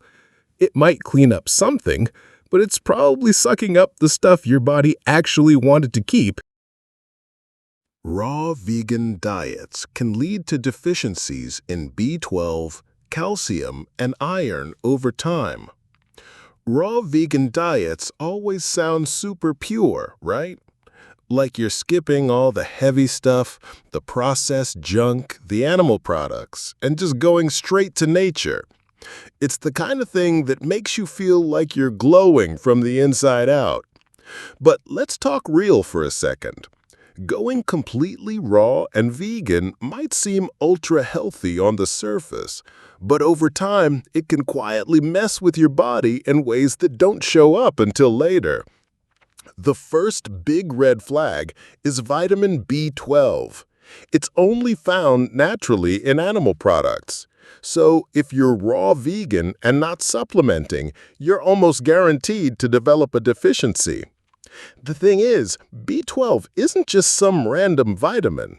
It's essential for brain function, nerve health, and red blood cell production. And a deficiency doesn't hit you overnight.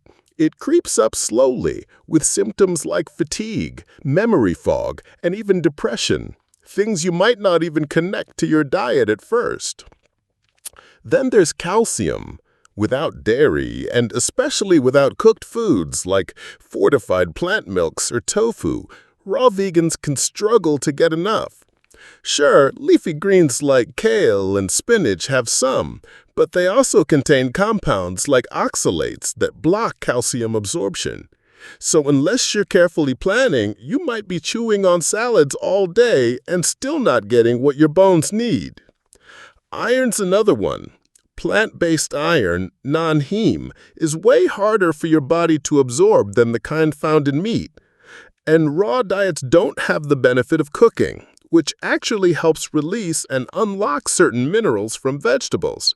So even if you're eating tons of spinach, you're probably not absorbing as much iron as you think.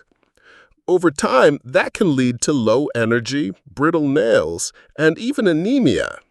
And here's a weird twist. Cooking isn't just about flavor. It actually makes a lot of nutrients more accessible. Things like tomatoes, carrots, and mushrooms offer more antioxidants and other benefits after they've been lightly cooked. So when you're strictly raw, you're missing out on the full nutritional value of some of your healthiest foods. You're not unlocking their potential. You're just chewing the door shut. To be clear, it's not that raw veganism is always harmful. It can work short-term or as a cleanse, and some people pull it off long-term with careful planning and regular blood work. But it's far from foolproof. If you're just diving into it because it sounds clean and natural without supplements or strategy, your body might end up running on empty while you're chasing that wellness high. So yeah, raw vegan sounds like the pinnacle of health, but if you're not watching your nutrients like a hawk, it's kind of like trying to drive a Tesla without ever charging it. Sleek on the outside, but eventually you stall. Kombucha can have too much sugar and unregulated alcohol content. Kombucha is one of those drinks that shows up in every aisle, glowing with mystical wellness energy. It's fizzy, it's fermented, it's trendy. And people swear it helps with digestion, immunity, and even mood. But for something that's marketed like a health elixir, it comes with a few surprises that most folks don't realize, like the fact that it can actually contain more sugar than a soda, and a little more alcohol than you might be expecting. Let's start with the sugar. Even though kombucha is fermented, it's brewed with tea and sugar, lots of it. The idea is that the sugar feeds the SCOBY, that weird floating blob of bacteria and yeast, which then produces probiotics. But here's the thing, not all the sugar gets eaten up. Some brands leave in a pretty generous amount, either for flavor or because the fermentation process just didn't go long enough. So that lightly sweetened kombucha, yeah, check the label. You might be sipping 15 grams of sugar or more in one tiny bottle. Now here's where it gets sketchy. Alcohol. Kombucha naturally produces alcohol as it ferments. In small amounts, it's no big deal. But if a batch keeps fermenting in the bottle, say during transport, or if it wasn't refrigerated properly, the alcohol levels can climb higher than legally allowed for a non-alcoholic beverage. Some commercial kombuchas have even been pulled off shelves for accidentally becoming low-key boozy. And no, the label doesn't always warn you. If you're super sensitive to alcohol or just trying to avoid it completely, that's a problem. Even more so for pregnant people, those on certain medications, or anyone in recovery. You could be drinking what feels like a health tonic and unknowingly messing with your system. That kombucha buzz you feel, it might not just be from probiotics doing a happy dance in your gut. Then there's the acid. Kombucha is tangy for a reason. It's acidic, sometimes even more so than vinegar. That acidity can mess with your tooth enamel if you drink it regularly. Sip it too often without water, and your dentist might start side-eyeing your health habit. It's one of those sneaky effects that people don't think about because, well, it tastes clean and feels trendy. Also, not all kombucha is created equal. Some brands are basically just sugary tea with bubbles and a sprinkle of lab-grown probiotics added afterward. Others brew the real stuff, but batch inconsistencies can mean unpredictable results. It's not like yogurt where you more or less know what you're getting. Kombucha is wild. Literally, it ferments live. That means it's less controlled, less consistent, and way more dependent on how it was handled. So yeah, kombucha isn't evil. It can have some benefits, especially if it's properly brewed and you're not downing bottles every day. But the idea that it's some magical gut savior you should chug nonstop, that's where things go off the rails. At best, it's a fermented tea with potential. At worst, it's just soda with a probiotic disguise and a surprise shot of booze. Seaweed snacks are trendy, but may contain high levels of heavy metals. Seaweed snacks seem like the perfect guilt-free munch, right? They're light, crispy, salty in a good way, and they come in those neat little packs that make you feel like you're making a smart choice.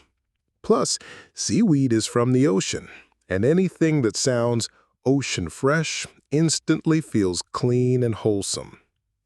But here's what's rarely mentioned on those cute packages. Seaweed can quietly load you up with heavy metals. Yep, the kind your body doesn't want sticking around. You see, seaweed grows by soaking up nutrients directly from seawater. But the ocean is a mixed bag.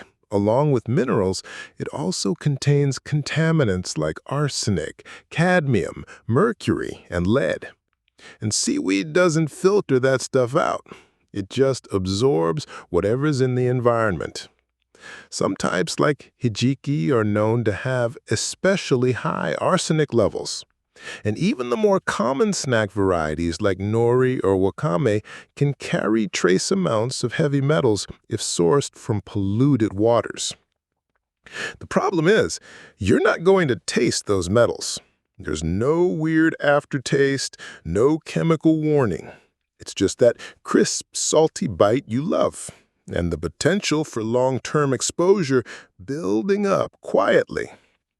Most people won't notice anything right away, but if you're snacking on seaweed daily thinking it's the ultimate healthy replacement for chips, you might be stacking up toxins you can't see or feel until later. And here's where it gets trickier. There's no real regulation on how much heavy metal is too much in these snacks. Different countries have different limits, and some companies don't even test every batch. So unless you know exactly where your seaweed came from and how it was processed, you're kind of rolling the dice with every bite. That organic label, it might mean fewer pesticides, but it says nothing about heavy metals from the ocean. Now, seaweed isn't all bad. It's a great source of iodine, which your thyroid needs to function properly. But again, too much iodine can also be harmful, especially if you're eating lots of it in concentrated snack form. The balance is delicate. A little seaweed here and there in your miso soup, awesome. But eating multiple packs a week because it feels like a miracle food, that's where the risk creeps in. Some brands have started being more transparent about testing, so it's worth looking into where your seaweed comes from. But most people never check. They just assume it's a green superfood and go to town. And that's the trap.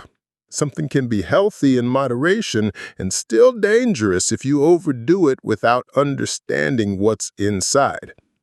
So yeah, seaweed snacks might feel light, clean, and ocean-kissed. But if they're coming from waters that are less than pristine, you could be unknowingly turning your healthy habit into a slow drip of unwanted metals. Crunch wisely.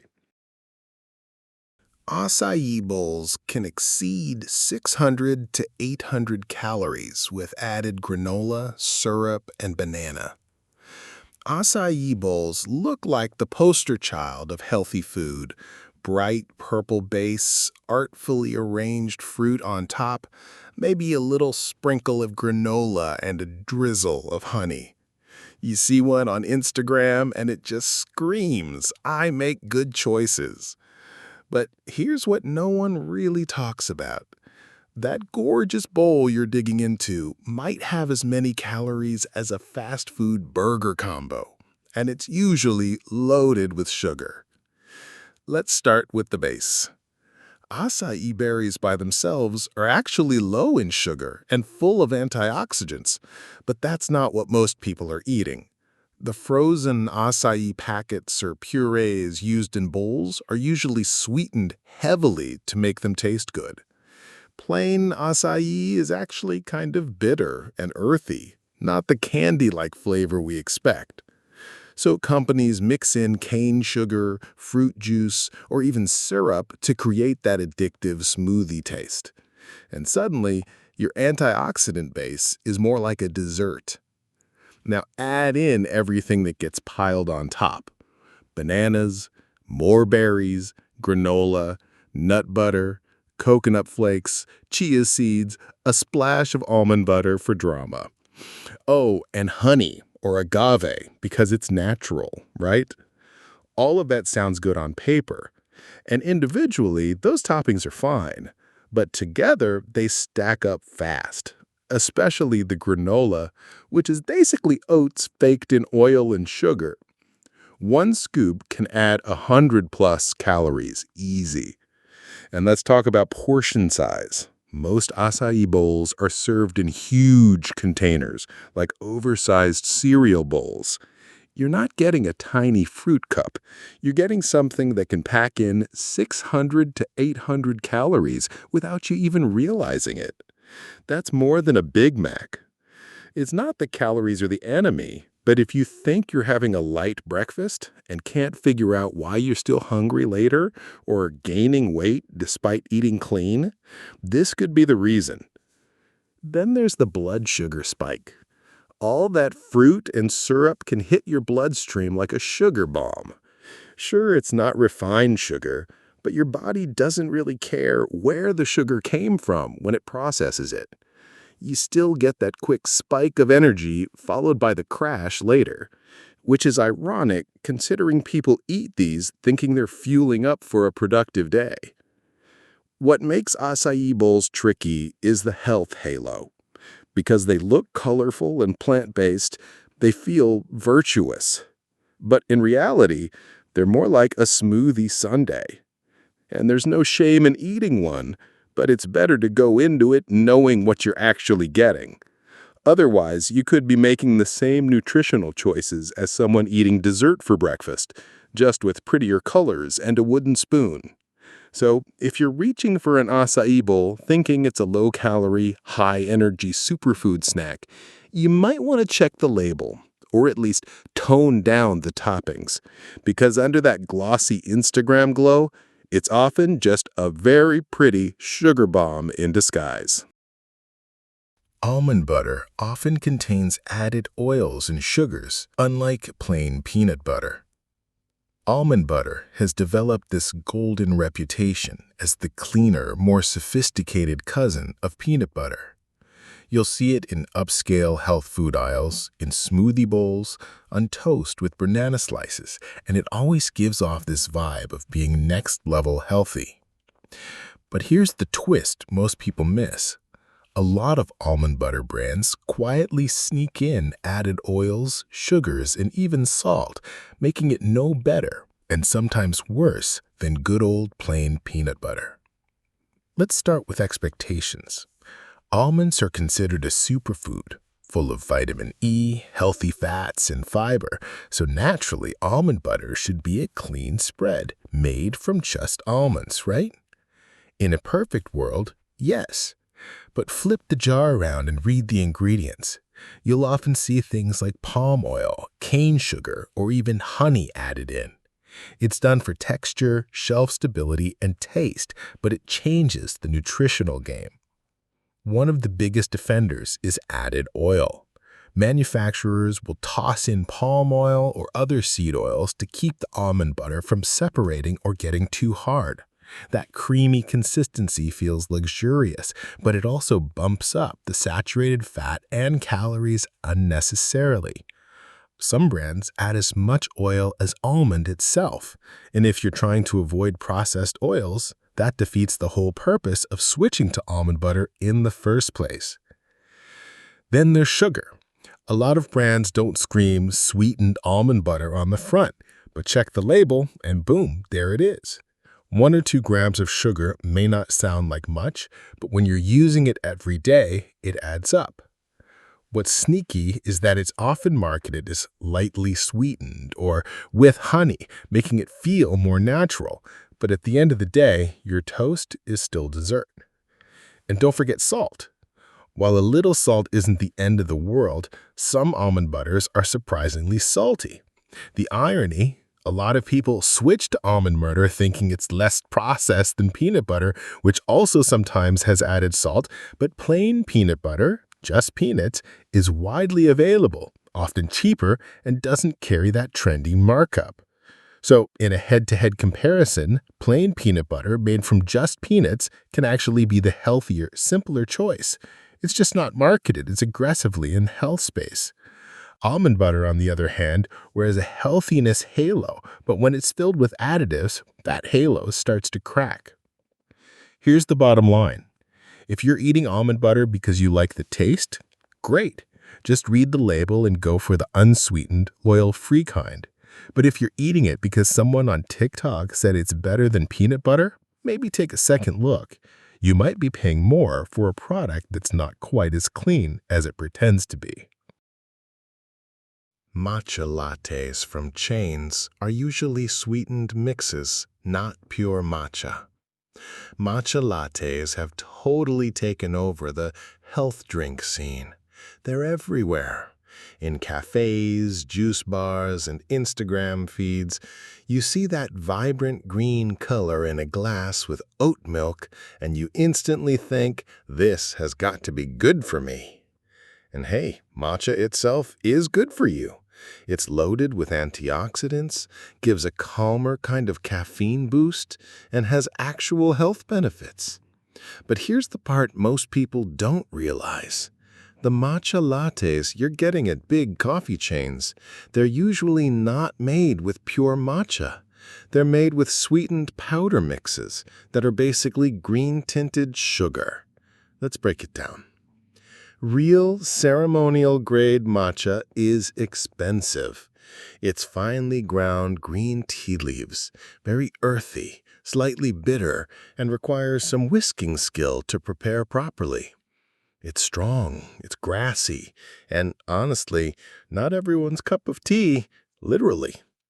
So what do coffee shops do? They mix in sugar, a lot of it, and often powdered milk or other additives to make it taste smooth, sweet, and creamy.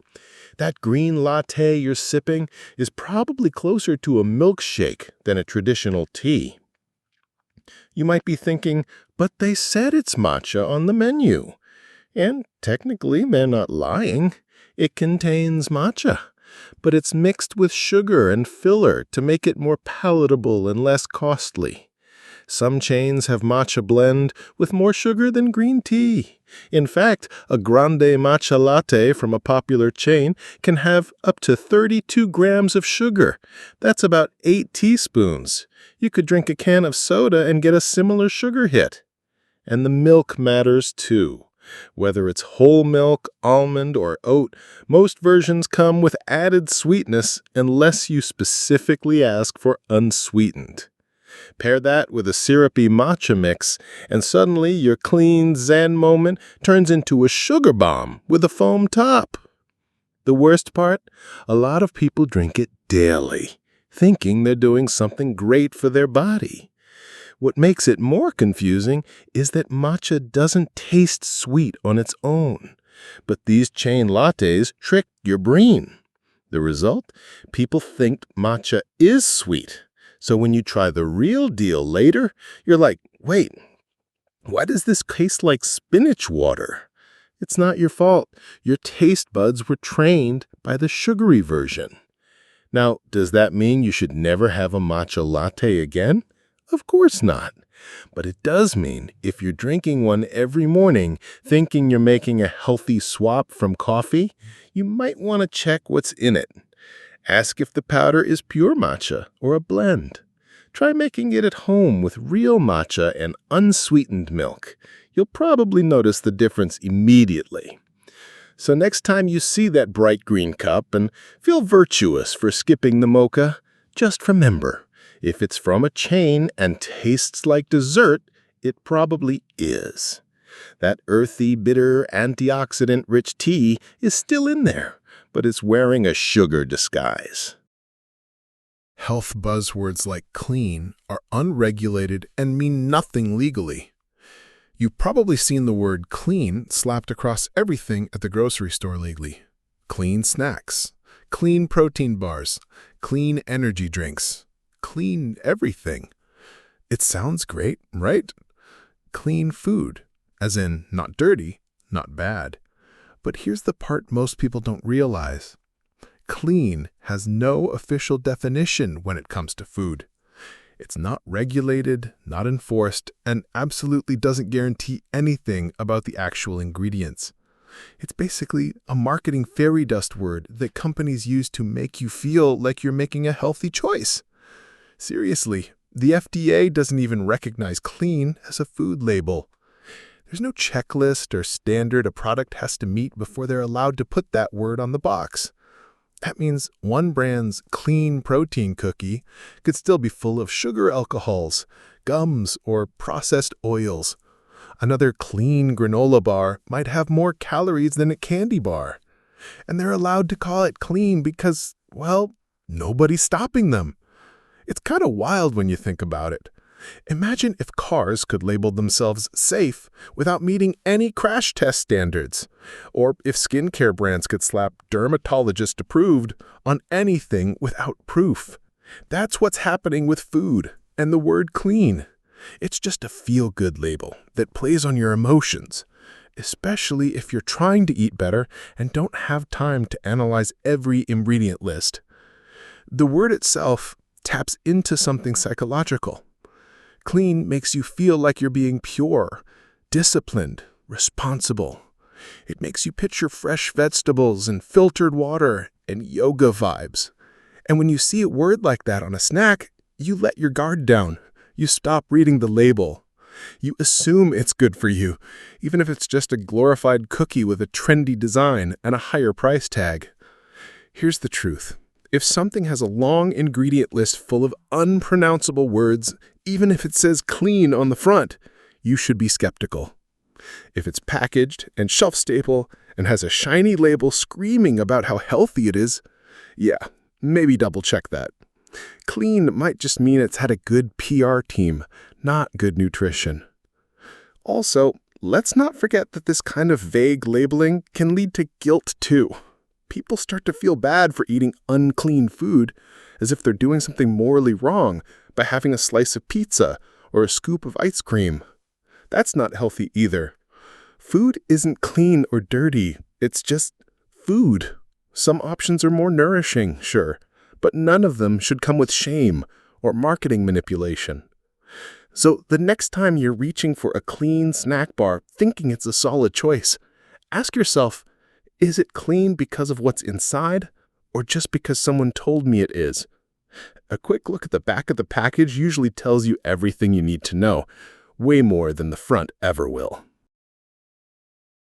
Serving size tricks hide sugar and fat content by using unrealistically small portions. Let's talk about one of the sneakiest scams on the nutrition label, the so-called serving size. It sounds innocent, right? Like it's just there to help you understand what you're eating. But here's the catch. Serving sizes are not based on what real people actually eat. They're often tiny, unrealistic portions that let companies hide just how much sugar, fat, or sodium is actually in the whole package. Picture this. You grab a healthy granola, flip to the nutrition facts, and it says 150 calories. Not bad. But then you see the serving size is only 1/4 of a cup. 1/4 of a cup. Who eats that? Most people pour double or triple that into a bowl without even thinking. And just like that, you're actually eating 400 plus calories and way more sugar than you thought. It gets even trickier with drinks, especially bottled smoothies or protein shakes. The label says 100 calories per serving, but the bottle has 2.5 servings. So unless you're measuring out exactly 40% of that drink and saving the rest for later, which, let's be honest, no one does, you're consuming more than double what's listed. But technically, the company isn't lying, they're just playing the portion game.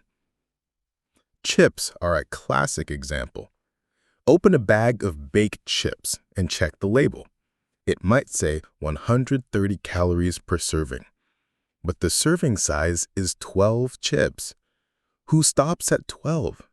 Not most of us. But by keeping the serving size small, the brand gets to advertise low calorie, low fat, or low sugar on the front, even when the entire bag would tell a very different story. And it's not just about calories. This trick is used to downplay sodium, saturated fat, and especially added sugars. A cereal might claim to have only 6 grams of sugar per serving, but again, that's for half a cup, and you're eating a full bowl. Suddenly, your healthy breakfast just turned into a dessert. What makes this even more frustrating is that most people don't carry around measuring cups or weigh their food. We eat with our eyes, not a food scale. And food companies know this. They know that smaller serving sizes make their products look healthier than they are, and they bank on you not doing the math. So next time you're checking a label, don't just read the numbers. Check the serving size. Ask yourself, is this how much I actually eat? If the answer is no, it's time to multiply everything on that label and see the real picture. Because when it comes to food marketing, they're not feeding you the whole truth, just a carefully measured spoonful. Green-colored packaging makes you perceive the food as healthier. Ever notice how a lot of healthy food comes in green packaging? Green granola bars, green smoothie bottles, green energy snacks? It's not a coincidence. It's marketing psychology. Companies know that just the color green triggers something in your brain that says, "Ah, yes, this must be good for me." But here's the truth. Just because it's green on the outside doesn't mean it's clean on the inside. There's actually a name for this. It's called the health halo effect. Basically, when you see green packaging, your brain associates it with nature, plants, freshness, and organic goodness.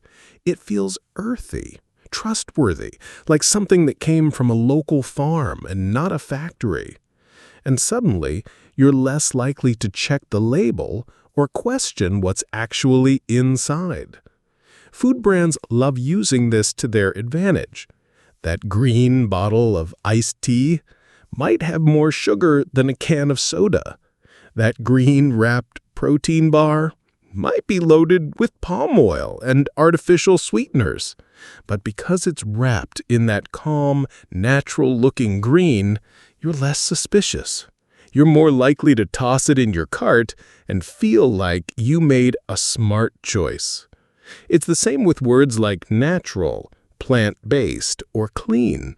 Pair that with green design, and boom, you've created a product that feels healthy, even if it's mostly sugar, fillers, or heavily processed ingredients.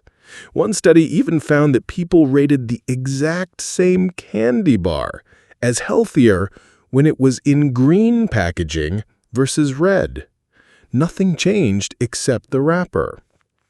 You also see this trick used on fast food menus.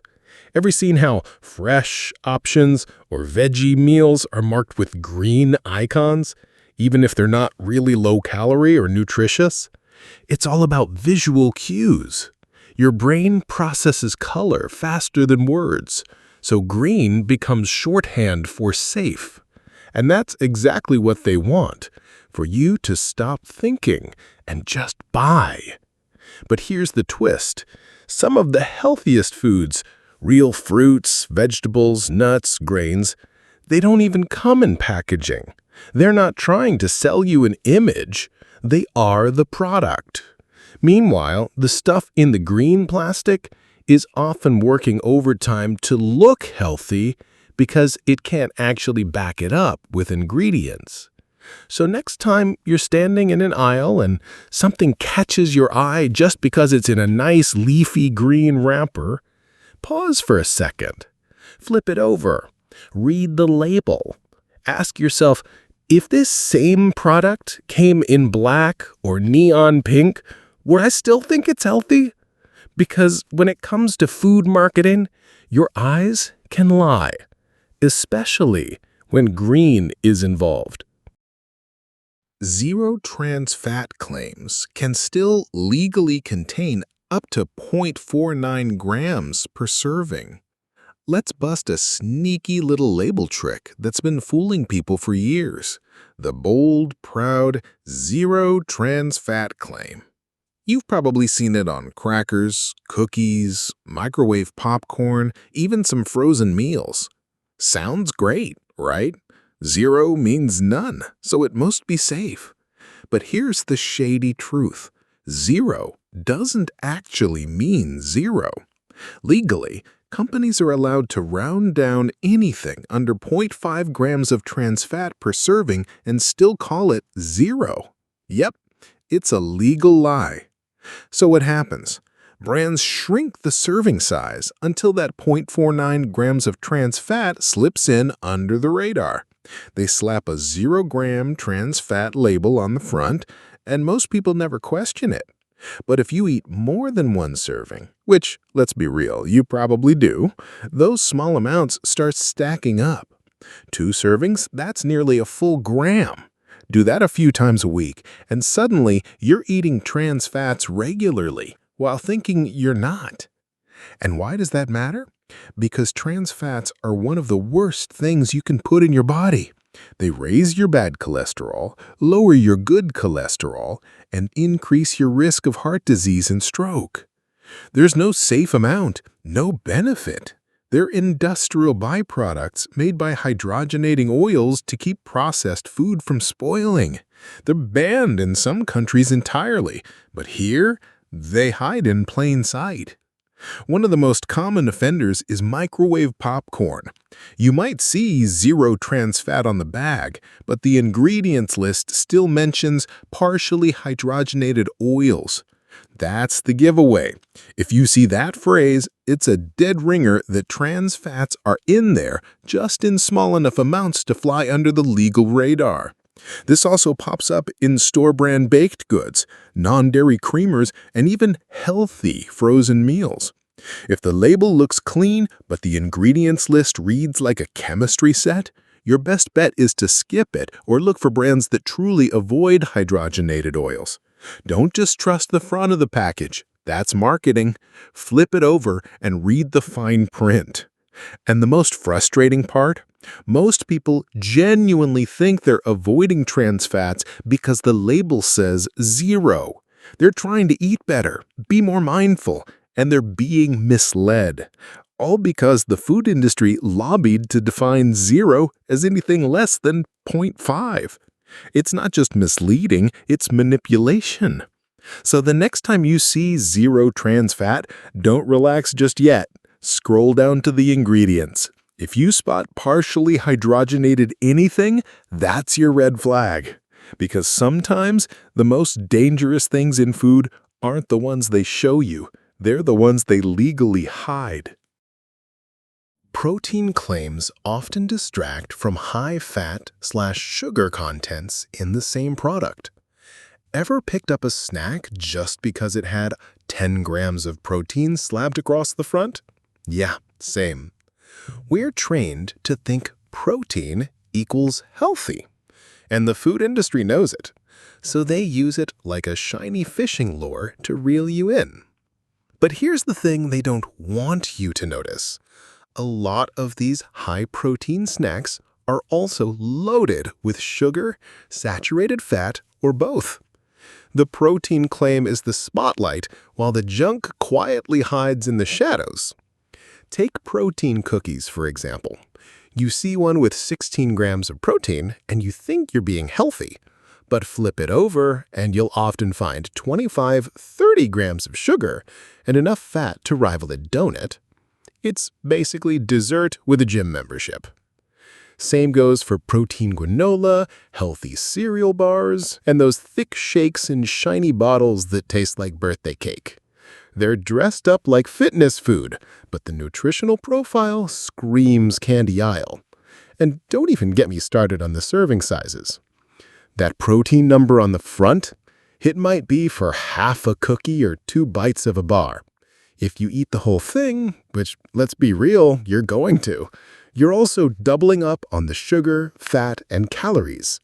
The protein stays the same, but suddenly the rest of the numbers aren't quite so sexy anymore.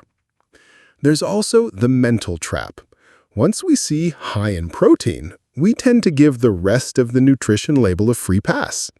Psychologists call this the health halo effect. It's the same reason people eat more at Subway than at McDonald's, even though the calorie counts might be nearly identical. That one positive label makes us let our guard down, and companies count on it.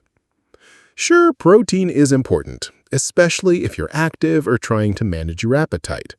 But that doesn't mean every food with protein is automatically good for you. Junk food doesn't become healthy just because someone added whey powder or soy isolate to it. That's like sprinkling spinach on a pizza and calling it a salad. Some of the worst offenders? Flavored protein yogurts with fruit on the bottom sugar bombs, protein ice creams with questionable fiber fillers, and muscle cereals that are really just frosted flakes in disguise. You end up eating way more than you planned because it feels healthy. But nutritionally, you'd be better off with something basic and balanced, like eggs and toast. So the next time you see that big, bold protein claim, pause for a second. Ask, what's it trying to distract me from? Because if a snack needs a marketing gimmick to make it look good, chances are it's hiding something it doesn't want you to see. Weight loss cereals contain artificial sweeteners and preservatives. You know those cereals with names like Fit Crunch or Slim Shape that practically scream, "I'm healthy" from the box? They're marketed like the secret weapon to shedding pounds, low calories, high fiber, and often plastered with before and after photos or glowing claims like boosts metabolism. But here's the problem. Most of them are more chemistry experiments than breakfast. If you flip the box around, you'll find a long list of artificial sweeteners, preservatives, and processed fillers. Not exactly what you want to be eating first thing in the morning. Let's talk about those sweeteners. Aspartame, sucralose, acesulfame potassium. These are the go-to sugar substitutes in weight loss cereals. Sure, they keep calories low, but they come with their own baggage. Some people experience bloating, headaches, or weird cravings after eating them. Even worse, your brain gets tricked by the sweetness without getting real sugar, which can mess with your hunger signals. You're left feeling unsatisfied, and guess what? You're hungry again an hour later. And then there are the preservatives, stuff like BHT and TBHQ that are added to keep the cereal fresh on the shelf for months. These ingredients are considered safe in small amounts, but do you really want them in your breakfast every single day? It's like starting your morning with a lab sample. Plus, long-term exposure to these additives has been questioned in multiple studies, but manufacturers use them anyway to extend shelf life and cut costs. It gets even sketchier when you look at the fiber. A lot of weight loss cereals boast about their fiber content, but it's often from added fibers like chicory root or polydextrose, not naturally occurring whole grains. These synthetic fibers can cause digestive issues in some people and don't give you the same full feeling as real oats or bran. So while the numbers on the box look good, the actual impact on your body is a bit of a letdown. And let's not forget the taste. These cereals are designed to taste sweet and comforting, but without real sugar or fat. That flavor has to come from somewhere, usually artificial flavorings and processed grains. That fake vanilla or berry blast taste, that's not from actual berries. You're basically eating air-puffed cardboard with a sugar-free perfume. What's sneaky is how these cereals rely on your trust in the packaging. Words like slim, fit, or light make it feel like you're making a smart choice. And let's be honest, when you're trying to lose weight, you want to believe the shortcut is real. You want the easy fix. But behind the branding, that's just another processed food designed to keep you eating without getting too full. It's not nourishment, it's marketing in a bowl. So if your breakfast needs a diet gimmick to sound healthy, that's a red flag.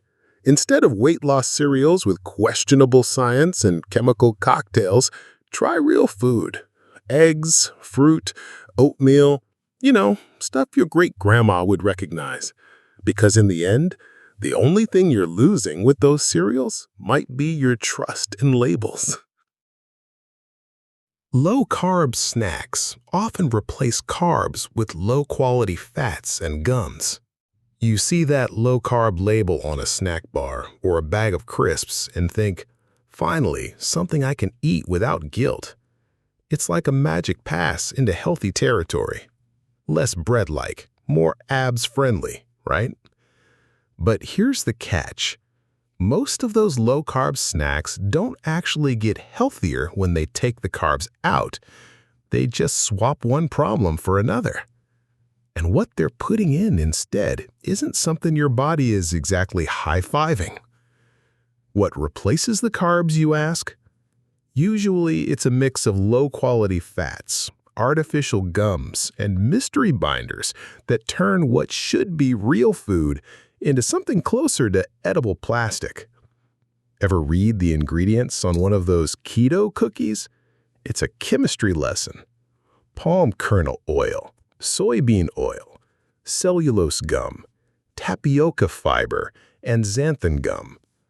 You're not really eating food, you're eating a lab strategy. These ingredients exist to simulate the texture of carbs without actually being carbs. Let's talk fats for a second. The good fats, like those in avocados, nuts, or olive oil, rarely show up in these snacks. What you're usually getting are cheap industrial oils that are processed to death and stripped of anything beneficial. They're shelf-stable, sure, but they also come with inflammation baggage. And when your low-carb treat is pumped full of these, it may be messing with your heart more than your waistline. Then there are the gums. Gellan gum, guar gum, locust bean gum. They sound like they belong in a potions class. These are used to thicken, bind, and give structure to foods that are no longer being held together by flour or starch. In tiny amounts, they're approved for use, but in reality, you're probably consuming them way more frequently than food scientists ever imagined. And while not everyone reacts to them, they can cause bloating, gas, or other digestive drama, especially if you eat a lot of these snacks regularly. One of the weirdest things about low-carb snacks is that they often don't leave you satisfied. They're engineered to trick your mouth into thinking you've had something rich and indulgent, but your brain's like, wait, where's the actual fuel? So you snack again and again, and by the end of the day, you might have eaten more calories and more weird additives than if you just had some whole grain crackers with real cheese. What's frustrating is how aggressively these products are marketed to people trying to make better choices. The packaging is sleek, The words keto, net carbs, and sugar-free are everywhere, and it all feels like the snack equivalent of a fitness influencer whispering encouragement. But just because something is low-carb doesn't make it good for you. It might just be another version of processed junk dressed up with new buzzwords. If your snack has a label that reads like a science experiment, it's worth asking yourself, would you even recognize this thing if it didn't come in shiny plastic? Real low-carb foods exist. Eggs, nuts, veggies, yogurt, and they don't need gums or processed oils to taste good. Those low-carb snacks, though, you might be better off skipping them entirely, unless your goal is to snack on marketing. Heart-healthy labels can be bought for marketing purposes, not just health merit. Have you ever picked up a box of cereal or a tub of margarine and see that proud little red heart on the front? Maybe it says "Heart Healthy" in bold letters, almost glowing with virtue. It feels reassuring, like a doctor's stamp of approval, right there in the snack aisle. But here's the thing no one really tells you. That heart-healthy badge, it's not always earned. In many cases, it's bought, like a golden sticker you can slap on to almost anything if you know the right people. In the US, for example, companies can pay for the right to use certain heart-healthy symbols on their packaging. There are actual licensing fees involved. It's not always about whether the product is genuinely heart protective. It's about whether it meets some broad criteria and coughs up the money. That means processed cereals with added sugars, oils, and weird starches can still parade around with that badge if they tweak a few things and slap on the fee. It gets even weirder when you realize what qualifies as heart-healthy. Often it just means low saturated fat or low cholesterol, but those guidelines haven't aged well. Newer research suggests that saturated fat isn't the lone villain it was once made out to be, and added sugars and ultra-processed ingredients are much more problematic. But guess what? That sugary cereal can still pass the test if it stays under a saturated fat threshold. So now you've got something that spikes your blood sugar and inflames your body with a cute little heart logo on top. Let's not forget about food politics. These labels aren't just about health. They're wrapped in a whole mess of lobbying, industry influence, and outdated science. Certain food industries push hard to stay in the heart-healthy club. Meanwhile, other genuinely healthy foods like eggs or full-fat yogurt get left out because they don't play nice with old cholesterol rules. The result? A weird food reality where your body's actual needs get second billing to what fits the branding. The real tragedy is what it does to consumer trust. That heart symbol is supposed to be a shortcut for people who don't have time to analyze every ingredient list. It's meant to help parents, older people, people trying to recover from illness, all looking for guidance. But when marketing games start outweighing nutritional truth, it turns that shortcut into a trap. You think you're doing something smart, but you're really just falling into another packaged food pitfall. And if you've ever thought, but the box says it's good for my heart, so it must be, you're not alone. These labels are psychologically powerful. They tap into our survival instincts. We all want to live longer, be healthier, avoid the scary stuff like heart attacks. But instead of helping, the label often just makes us let our guard down, and we don't ask the hard questions we should. Wait, how much sugar is in this? Or why does a heart-healthy snack need 6 different kinds of starch? Bottom line, don't let a little heart icon do all the thinking for you. Look at the ingredients. ask why that product needs a badge to prove it's healthy in the first place. Real hard healthy foods don't usually come with labels. They grow out of the ground or swim in the ocean or come from a farm, and they definitely don't pay marketing fees to pretend they're something they're not. Pre-packaged salad kits can have more sodium and sugar than fast food meals. You walk into the grocery store trying to be responsible, right? You bypass the frozen pizzas, ignore the chips, and head straight to the produce section. And there they are, those brightly colored pre-packaged salad kits. They've got everything: lettuce, dressing, crunchy bits, maybe even a little cheese. You toss it in your cart, pat yourself on the back, and think, nailed it. Health kick activated. But here's the twist. That innocent little bag of salad, it might be sneakier than a drive-through cheeseburger. Most people don't flip the package over and read the tiny label on the back. Who would? It's salad. How bad could it be? But if you do look, prepare for a jaw-drop moment. One kit, once fully assembled, can contain over 1,000 milligrams of sodium and more sugar than a glazed donut. That's right. All that leafy goodness gets buried under a mountain of sweet, salty extras.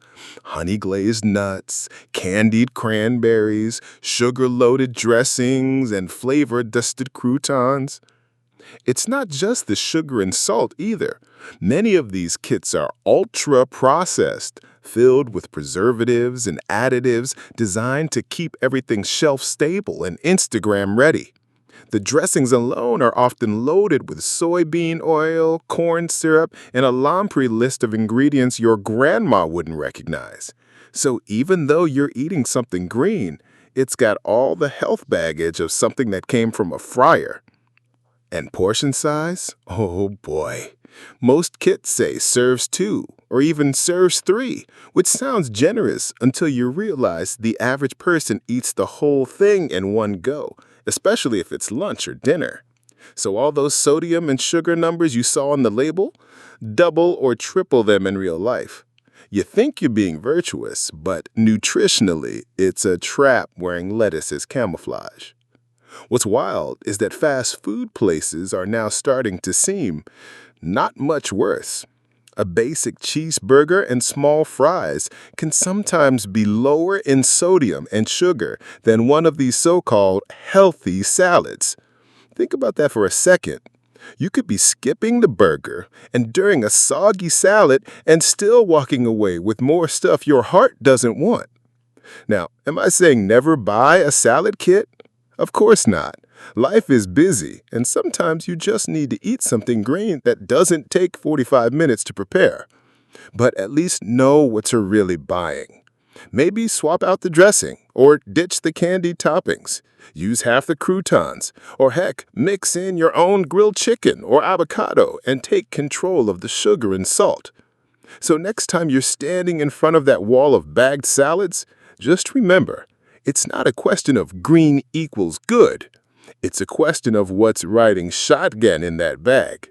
Because when a salad has the nutritional profile of a fast food combo meal, the only thing light about it is the illusion. Cholesterol-free oils like canola are plant-based and never had cholesterol to begin with. You've probably seen it 100 times. A big, bold label on a bottle of canola oil or vegetable oil screaming cholesterol-free. And if you're like most people, your brain gives you a little fist bump. You think, nice, I'm making a smart choice. No cholesterol equals healthy. But here's the part no one really tells you. Oils like canola, corn, sunflower, and olive never had cholesterol in the first place. That label is pure marketing smoke and mirrors. Here's the deal. Cholesterol only comes from animal products. That means meat, eggs, dairy, anything that once walked, flew, or swam. Plants, they don't make cholesterol. Not in the leaves, not in the seeds, and definitely not in the oil. So when a bottle of oil proudly declares it's cholesterol-free, it's basically like labeling a glass of water gluten-free. Technically true, but totally irrelevant. But companies know something important. Most shoppers aren't food scientists. We go into the store, we see cholesterol-free in bold letters, and we subconsciously think, this one's safer for my heart. That phrase triggers a health halo in our brains. Suddenly, that oil seems superior, when in reality, every oil in that aisle is cholesterol-free because none of them could have had cholesterol to begin with. Now here's where it gets even more ironic. Some of those cholesterol-free oils aren't exactly heart-friendly either. Take canola or corn oil, for example. These are often heavily refined and processed at high heat, which can degrade nutrients and create compounds your body doesn't love. They're also high in omega-6 fatty acids, which, in excess, can promote inflammation. So while you're avoiding cholesterol, you might be trading it for something just as risky, if not more subtle. And don't even get me started on hydrogenated oils. Some of these cholesterol-free oils are used in processed foods that contain trans fats, which have been proven to raise your bad cholesterol, LDL, and lower your good cholesterol, HDL. Yeah, the cholesterol-free ingredient could still end up messing with your cholesterol levels. See the twist? At the end of the day, it's not about demonizing oil. Some fats are good, healthy even. But you've got to know what the label is really saying or not saying. Just because something wears a heart-healthy badge doesn't mean it earned it. It might just be slapping on a sticker to trick your brain while quietly doing whatever it wants behind the scenes. So next time you see that cholesterol-free shout-out on the bottle, give it a little side-eye. Because it's not wrong, it's just meaningless. Like calling a rock sugar-free. It's a fact that was never in question, and now you know better than to fall for it.